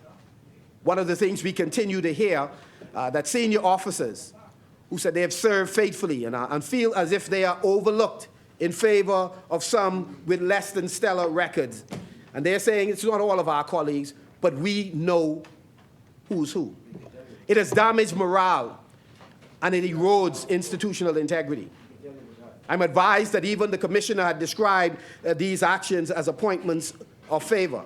Too many of our brave officers are being failed by a system that lacks fairness, transparency, and respect. That ends under an FNM government. Mr. Deputy, we will immediately establish a national security promotions review panel to restore merit and consistency and trust in the promotion process across all uniform branches. We support the Police Service Commission. We do know that the minister has a problem with it, and we believe the prime minister has a problem with it, because there are persons who have been appointed who did not pass the vetting or got the approval of the Police Service Commission, and yet they emerged. In fact, we raised the issue. There are persons who were wearing uniforms that they should not have been wearing for positions that were not gazetted. And again, there's been no consequences. People who expressly were not supported for promotion, but nevertheless, and it didn't happen. The conditions at the Defense Force Coral Harbor base are unacceptable, and it's been unacceptable across both administrations. We ought to do something about it with a sense of urgency. We will launch a substantial housing renovation fund, starting with Coral Harbor, to upgrade dorms, kitchens, sanitation, and furnishing. Officers posted to the Family Islands are often sent without proper housing or allowances. That ought to stop, and it will stop with us if you do not move with a sense of urgency. We will create a duty with dignity allowance program to support the reallocation, the relocation and housing costs that we believe we should meet as a government. Housing and hardship costs have to be looked at, and it should be looked at urgently. Mental health matters, And we will launch a 24/7 mental wellness and resilience program for all security personnel. I did attend the conference, but we do know that we need more effort being placed on helping our officers that have experience, that are likely to experience traumatic events. Not enough help is made available. To prevent abuse and restore accountability, we will develop a digital HR and promotions tracking system to track performance, leave, and entitlement. It's being done? Oh, you've done it? Oh, wonderful. Thank you, Jesus. We will also pilot a uniform. Listen, Golden Gate, we recognize that you're attempting to do something. Listen, if we know a thing, we ain't gonna mention the thing. We did not know. We will also pilot a uniform services and, of course, housing cooperative fund. It is our goal to support home ownership among police officers. The Minister of National Security came to this House and indicated he is not prepared to intervene in a number of matters that we have raised on behalf of police officers. He makes the case that that is, those that run the police force, it is within their capabilities in order to address these issues. We say we need a different Minister of National Security. The reality is the cabinet can design programs. The cabinet can also allocate resources, and recommendations can be made to heads of different uniform branches. And so it is a dereliction of duty for him to make the case that we leave it up to them. No, step in or step out. That's what we believe. And finally, we'll commission a national security infrastructure audit to assess and upgrade the livability of all bases, barracks, and family islands accommodation. If you've done it already, share the information. These recommendations are not just line items, they are declarations of intent. The government would have the public believe that we oppose without cause. And so today we've been very careful to make recommendations, but we know when you're hard-headed and if you're stiff-necked, you wouldn't take it on. But thanks be to God, we'll have a chance to implement it if you fail. The government would have the public believe that we have not given recommendations to them already. The member, no, we've heard you say it over and over. What is your recommendations? We've given recommendations. We oppose what is unjust and what is underwhelming. The chair recognizes the honourable member for Freetown. Mr. Deputy Speaker, I have consistently said when they met with us in the preliminary meeting, without hearing anything, they came with what they said were recommendations. We accepted them, reread them. They have tabled something in here. We've accepted them, we've read them. They have arranged to meet with the Commissioner of Police and a high command right after they finished meeting with me, and they were engaged. At all points, anything they wish to advance, we will consider. And whether or not this is in line with what he wrote in the bottom of page 56 or not, we will accept whatever they say, and we acknowledge whenever they provide anything to us. And they can meet with the new CDF and his senior command. They can meet with the Commissioner of Corrections and his people so that they don't have to be misled by people who have their own agenda. These men and women are open to meet with them because the position of Cat Island, Rumpke, San Salvador, and myself is this is all of government, all of society effort, and they're part of government in being the opposition, and they're members of the society. By the grace of God, when the Bahamian people entrust us with the reins of leadership, we will implement these reforms with urgency, with transparency, and for the benefit of our officers and the people that they serve. Mr. Deputy, let me pivot to health care. We listened attentively to the minister yesterday. The Prime Minister stood before this nation and described this government's economic record as remarkable, claiming that this so-called turnaround was accomplished while increasing support for health care.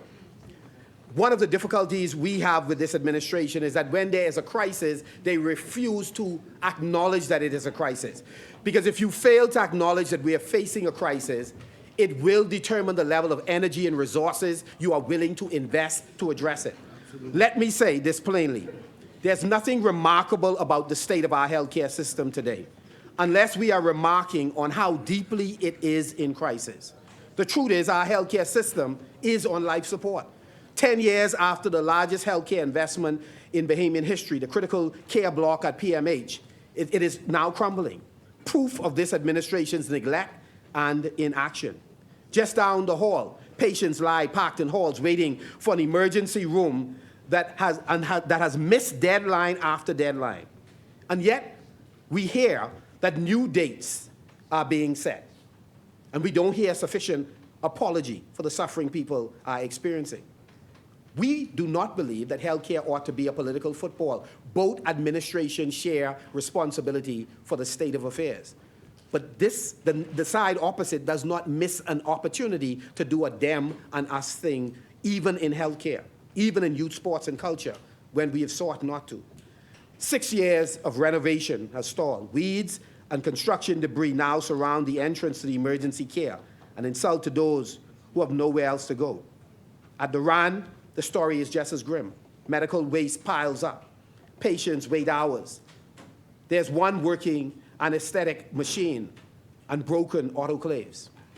And the new hospital facility, one the doctor described it as mold-infested, unused, second-hand disaster, sold to taxpayers as brand new, now costing even more to fix.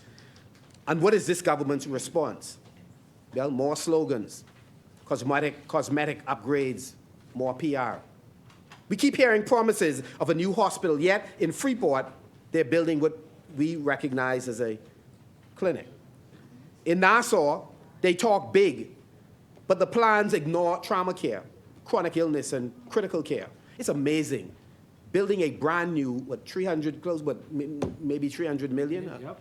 And we can't take care of what we have. We have problems taking care of the existing two hospitals while we build brand new and clinics throughout the Family Island. They talk about expanding access, but they refuse to fix the foundations.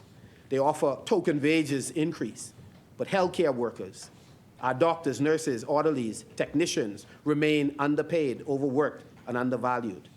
It is regrettable that the Minister of Health did not just simply acknowledge that what we need is a bipartisan approach to fix the legacy issues that plague our people.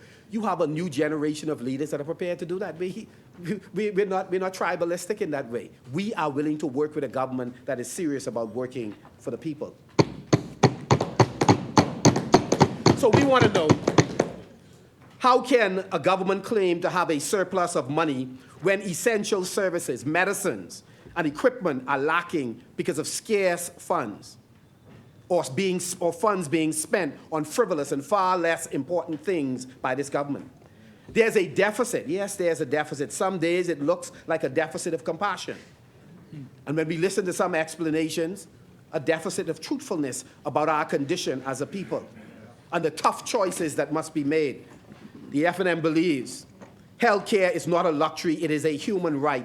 And if we are serious about economic recovery, then we must be serious about the health of our people. Yeah. So let the record show that this budget does not deliver for healthcare. It adds additional financial burdens without a strategy on how to solve our problem. What is the strategic plan for nurses' retention or allied health professional retention? What is the strategic plan? We will fully resource our acute care facilities to restore dignity and ensure no Bahamian is denied care because they can't pay up front. Cash demands at the point of emergency will be addressed. We do believe that it is important that we create a system that is sustainable. That is a discussion that the government and the opposition should sit down and have a discussion about with a view of using studies already conducted on how we can ensure the hospital is both sustainable, but people are not dying at the point where they are seeking entry. We will improve pay and conditions for nurses, doctors, and allied health professionals to keep talent here and deliver world-class care. We will expand NHI, and so we were pleased to hear what the minister had to say. And Minister, we're going to hold you accountable to what you said. I mean, it is regrettable that after the next general election, you wouldn't be there to be a part of the implementation, but we will always take advice from you. We'll always take advice from you. It's good Grand Bahama man. We will fast track urgent funding and professional oversight to repair and upgrade clinics and hospitals, completing in months what the PLP has delayed for years. And we will close the gap between public and private health care, because quality care shouldn't depend on your bank account. Mr.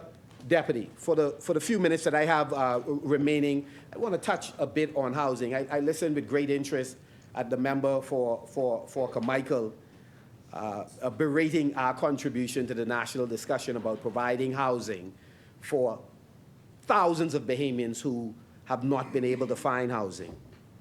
And we believe that just like health care, housing is not a privilege for the few. It is a right of every Bahamian. No nation can claim to be on the path to prosperity when its people cannot afford a safe and decent place to live. If we are to build a more resilient Bahamas, then access to affordable housing is a must, and it has to be treated as one of the standalone pillars for national development, not a footnote in a budget speech. I see the PLP would rather debate the last 4.5 years of the F&M than debate us, who taking the party forward. Because it is an uncomfortable discussion. And the truth is, the F&M in 3 non-consecutive terms have a record of building homes. So I don't know why you refuse to confront the very paper that was in front of you. By way of you, Mr. Deputy, by way of you, the Bahamas has a housing crisis. One that over successive administrations, the last 15+ years, we collectively have failed to confront the urgency of the matter and dedicate the time and resources to meet the demands of 12,000+ Bahamians who are crying out for housing solution. But my administration will address this. We see the challenge, but we also see the opportunity. And we share the view that it has to be a public-private partnership. And the housing solution has to tackle all demographics with various types of systems to build the homes that are required. No, it's no laughing matter that we talk about designs. Yes, the designs that exist we will use, but nothing prevents us from coming up with additional innovative housing designs, and we are prepared to work with architects and others to design them. You laugh, we are going to build. And so home ownership remains the surest path to the middle class. Construction, it drives jobs, stimulates local industry, and puts capital in the hands of working Bahamians. And yet, under this administration, despite all the talk, all the bluster, the progress has been underwhelming. You want to talk about what you met? Go ahead. We're on that run.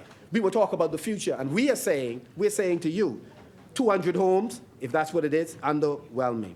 Nearly 4 years. And look when you do it. It is interesting that some of the most interesting programs by the Progressive Liberal Party, they wait on the eve of election. That same old, I'm sure that's somewhere in the book. So, they wait until the eve of the election to try and do something. So here's what we'll do.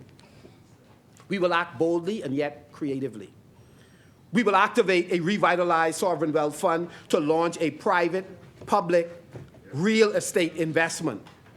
This trust, the REIT, using Crown land that you had concerns about to unlock local capital and fast-track affordable home. And I found it rich. That, I found it rich that there was this discussion about using Crown land as a means of empowering Bahamians with housing by folks who enjoy an intimate relationship with private enterprises that they've all but given BPL to. They're signing agreements where it isn't just the issue on whether or not the sovereign still has shares in aspects of BPL. It is what about Bahamians being able to buy shares directly? So you can have a private owner. We don't fault any private owners. We don't fault people that are doing well because of their ingenuity. What we have a problem with is that, one, when it's the sovereign, the money's going to end up in a consolidated fund generally anyways, and we don't seem to do a good job with that. But secondly, the buy-in for Bahamians in Bahamian assets ought to be made available to the average Bahamian. It could be done. And you want to scoff at us using Bahamian land to empower Bahamians with housing. We will help public servants, from teachers to nurses. You hear them laugh as we talk about the future of the country. You hear from teachers to nurses to police. All of them. They need an opportunity. Social workers, persons who are on the front line should be given every opportunity to succeed. And so we believe that we should go from renters to owners by underwriting down payments. We will modernize first-time home buyer tax break, making VAT exemption instant and digital. No more waiting months for refund. And we will incentivize affordable rental construction because secure housing must be a right, not a privilege. But even in housing, once again, we are confronted with this government, that shows open contempt for good governance, legal compliance, and sound financial management. Case in point, Mr. Deputy, the mysterious Carmichael Village Project Development Company Limited, a company formed in 2022, now listed as not in good standing with the Registrar General. And yet this government has quietly handed them $10 million in taxpayer funds, with no public explanation, no press release, no mention from the Minister of Housing. Sorry, sir, if you did mention it or your predecessor did, my apologies, I'm willing to withdraw, but I've not heard any of those things. This wasn't a small grant or a footnote. It was a multi-million-dollar loan buried on page 30 of the Ministry of Finance third quarter debt bulletin report. And here's where it gets even more troubling.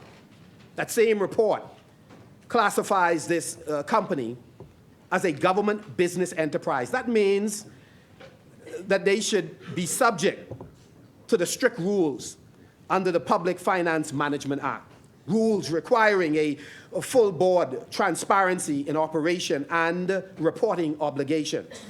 Yet none of that has been disclosed up to this point. Where is the board? What is the mandate of that board? What are the terms of the loan? Why has it been kept from the public? There's something about these $10 million. I can come to the one in tourism if I have time. And the biggest question of all, why does the government need a shell company to do what the Ministry and Department of Housing are already mandated to do? And if the facts demonstrate that this is not a wholly owned government entity, but a private company, then there are more serious questions that would have to be answered around the beneficial owners of the company, and why taxpayers' money have been lent out this way. You know, the government has done that in so many. It is important to note, too, that the Prime Minister cannot now swoop in and try to suggest that he's unaware. The Public Debt Management Act is clear. Only the Minister of Finance, the member for Cat Island, San Salvador, and Rumkey, has the authority to lend government money to any entity. So the public will be keen to find out his explanation. The government must now come clean and tell the whole story about its relationship with the Carmichael Village Project Development Company Limited and all the players involved. On this one, we cannot afford to wait and see. The PLP talks about a new day, promises while Bahamians are priced out or boxed in. But we will deliver a real plan for ownership, economic dignity, and stronger communities. And any public servant looking for a kickback in doing their job, we'll fire immediately. We're not afraid to set bold goals. We're ready to build. We're ready to lead. Mr. Deputy, a dynamic, inclusive economy cannot exist without modern, accessible, and competitive banking. I would like for Carmichael to make available to us that study you conducted on the state of housing when you took over. I understand it's an interesting read. I was speaking about banking reforms, Mr. Deputy. That's why commercial banking reform is also a central pillar of the F&M growth agenda. Not a reaction to headlines, but a deliberate strategy grounded in principle and policy. We understand this simple truth, Mr. Deputy. Bahamians cannot grow businesses, build homes, or invest in their future without fair access to financial services. From conducting a basic transaction to securing productive loans, financial inclusion is not a luxury. It's a national necessity. But right now, too many Bahamians, especially in our family islands, are effectively locked out of the system. We are not calling for government micromanagement. We respect banks, and we know that they must be profitable.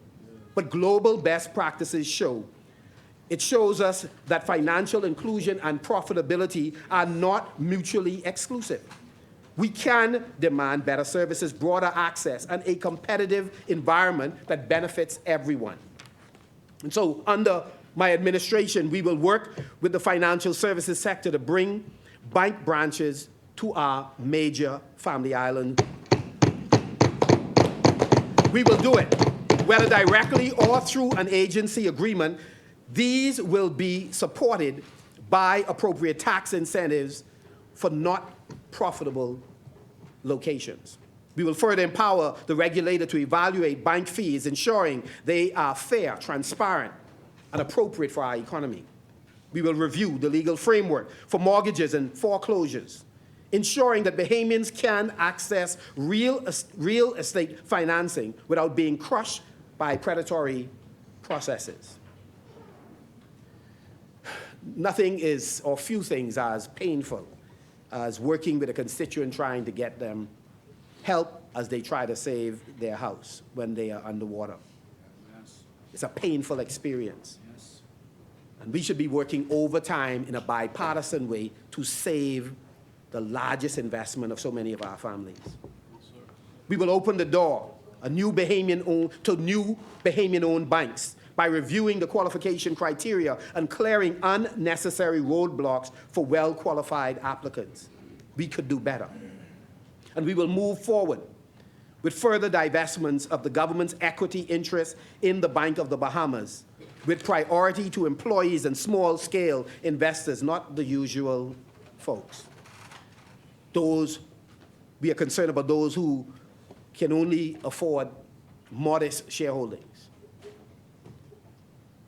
But they deserve to have a stake in what we own. Just like many of the PLP's policies, the current system serves the few, but not you. Our vision is to build a financial sector that serves the many, that's fair and modern and fully accessible. Because without access, there is no equity. And without equity, there is no true growth. The PLP has been guilty of so many unmet promises, and so in their fourth year, they are scrambling. You see them all over the place, breaking ground, breaking. The bottom line is, the other thing that they are busy trying to give the impression that they're accomplishing some things. Cutting down bush. Yeah, they're cutting down plenty bush, only for it to grow back up after 3-4 weeks of rain, because a lot of that is pure optics. Remember, this is an administration which promised the country over a dozen new airports. Today, almost 4 years later, I don't recall if they have completed one airport in its entirety yet. That's Exuma None? again. That's Exuma? Yeah, That's Exuma? Exuma again. Okay. They promised and announced reconstruction of the Grand Bahama Airport. I think the Prime Minister took Exuma off the airport in Grand Bahama too. I don't know why he's treating our generation like that, man. You should have stayed with the F&M. Of course, even when this government advances significant legislation, they never or seldom follow through. They passed the medical cannabis legislation, no licensing regime, no rollout plan, no benefit to patients or entrepreneurs. They passed laws to create an ombudsman office and an independent commissioner to investigate public officials. We know they ain't trying to finish that one. Yet both sit idle, unfunded, and without teeth. It appears to all be optics, all for show. A government obsessed with the headline but allergic to the hard work of actual implementation. This administration was elected on the promise of transparency. They vowed to clearly and confidently that they would fully implement the Freedom of Information Act. And yet, nearly 4 years in, they've spent more than $500,000 on it, and still nothing. Not one step, it appears, closer to enactment. Let's be clear. The Davis administration is stalling this law, I believe, on purpose. We believe on purpose. The question is why? Could it be that they are uncomfortable operating in the light, in the sunshine? Just imagine, when pressed on why the PLP broke their promise to the people, the member for Fox Hill had the audacity to say they couldn't afford to implement the Freedom of Information Act. I believe it was said that it was too expensive to execute. This is the same government that's bringing in $350 million in new revenue. According to the Deputy Prime Minister, things booming. Moment. And they're asking Parliament for another $3 million in travel. Is there anywhere you all haven't been yet? And handing out hundreds of millions in no-bid contracts. But when it comes to accountability, suddenly the money gone. Suddenly, the political will disappears. For the PLP, the business of the people seemed to be none of the people's business. They will pay for champagne diplomacy, but not for transparent governance. The pattern is clear. No matter how much revenue this government collects, they will find ways to spend it. Some would say on themselves. And priorities that don't place the majority of people first. They continue to leave core promises to the Bahamian people unfulfilled. The waste is staggering. For the upcoming fiscal year, the government is preparing to spend nearly $580 million more than what was spent in the final fiscal year before they took office. 580. That's not a rounding error. That's a staggering increase. But here's the question that inquiring minds want to know. Where is that money going? It's certainly not being invested in the priorities of everyday Bahamians. It's not going into upgraded hospitals or new schools. It's not fueling programs to train our young people, empower our entrepreneurs, or uplift the most vulnerable through expanded social support. No, this government spending spree is not building a stronger, more equitable Bahamas. It's building a system of privilege for the well-connected.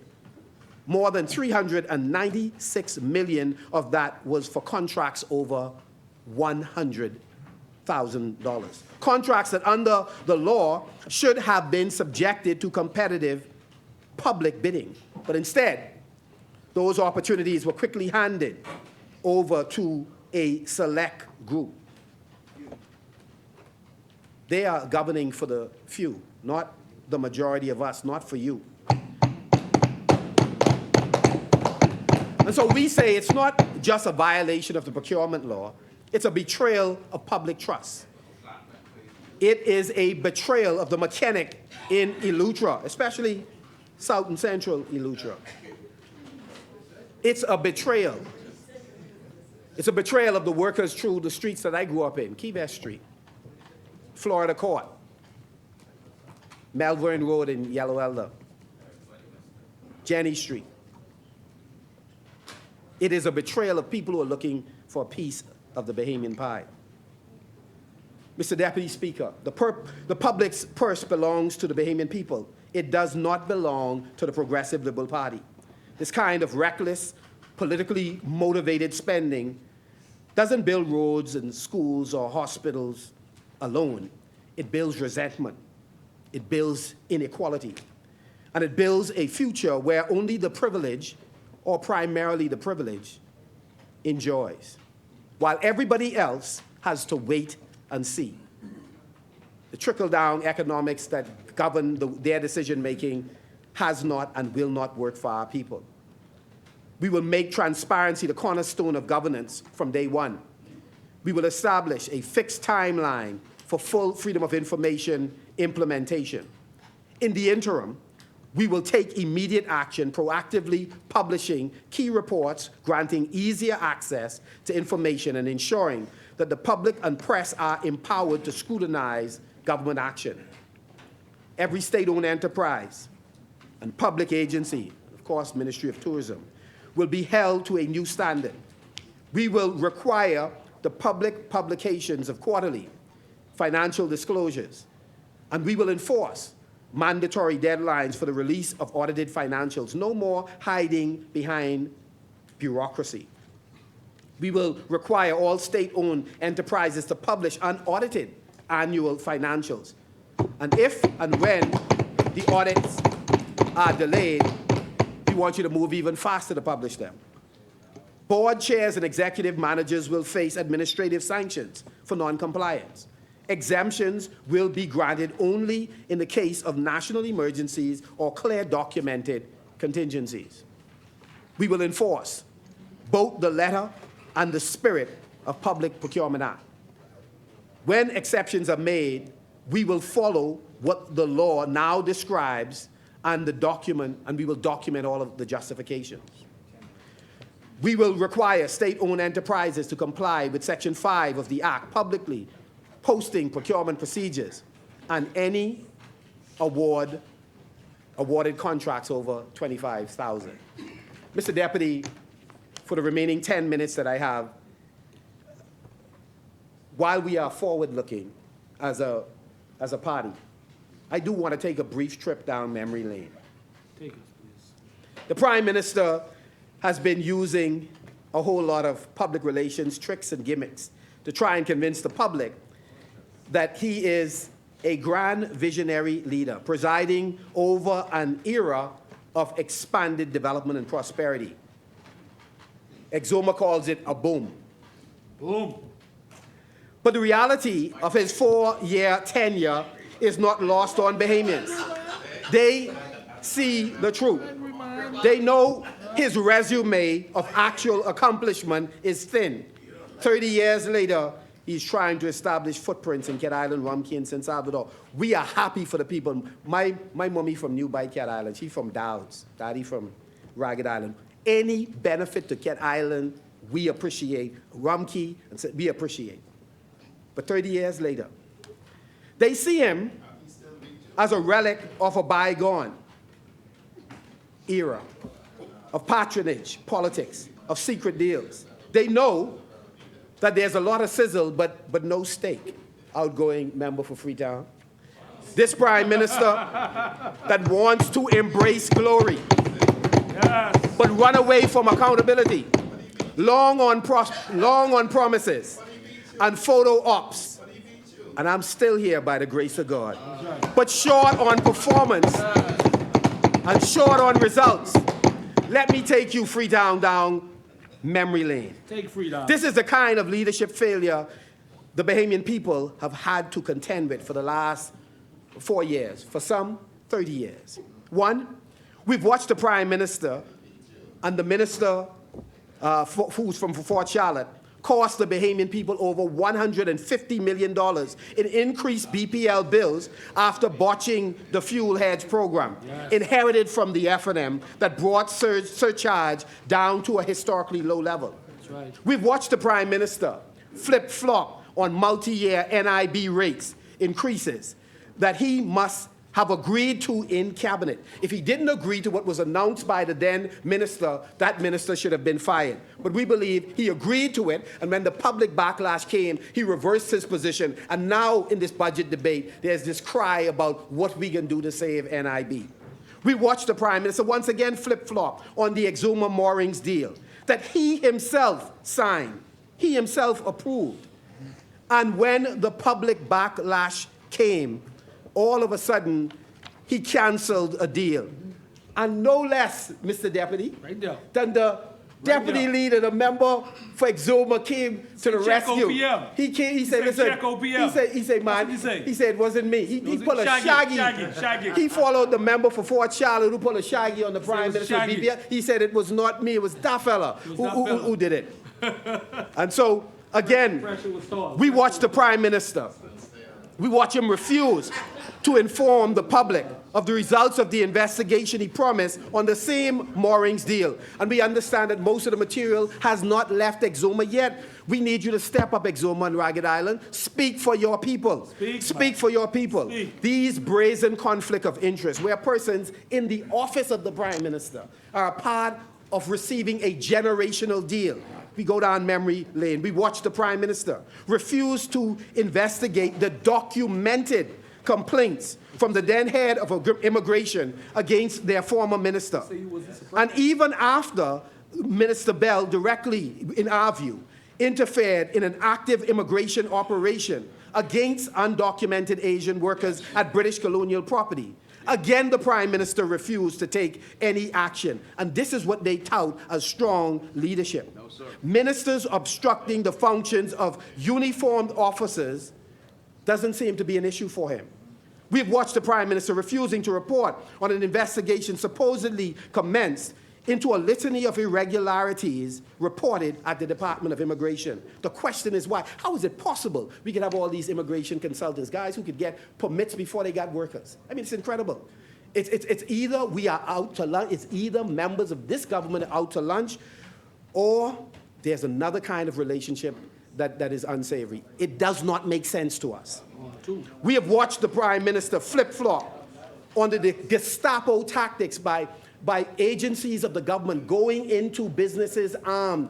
Some of these businesses, you could easily check them online to determine if they are compliant or not. Intimidating folks to show what?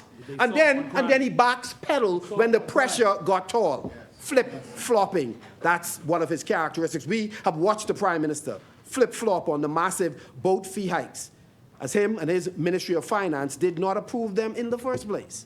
We've watched the Prime Minister fail to give a full accounting of the monies that he promised to return that were inappropriately advanced from the Treasury when they took a private political trip to Bermuda. We are still waiting, but the PLP believes that they are above the law. It's one rule for you and a different rule for everybody else. Serial lawbreakers.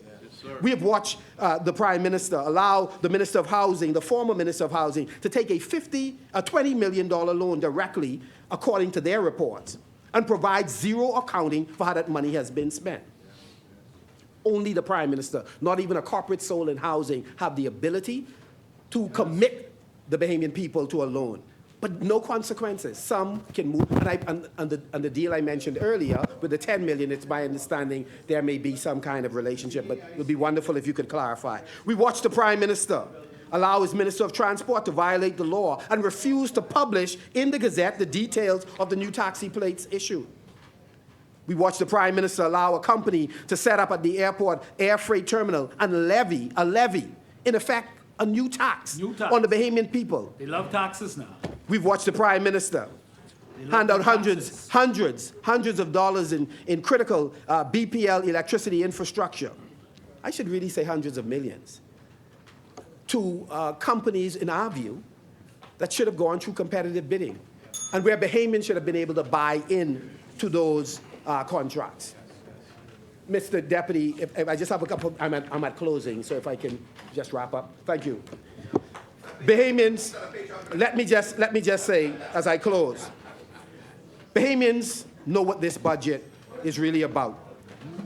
It is a political instrument. It's not a national blueprint. One of the things we commit to making sure that our plan of action, our manifesto, is a subset. It is a portion of the National Development Plan, where thousands of Bahamians, they have envisioned what their country should be like, and every party should be working to fulfill that. And so we are not going to promote stale recycled ideas, and nor are we going to keep ministers who are serial lawbreakers. If the Prime Minister wants to convince us that he is shaking the tree, he would have made some changes. We know he moved ministers from place to place, but he has not fired them. The Free National Movement is not in the business of wishful thinking.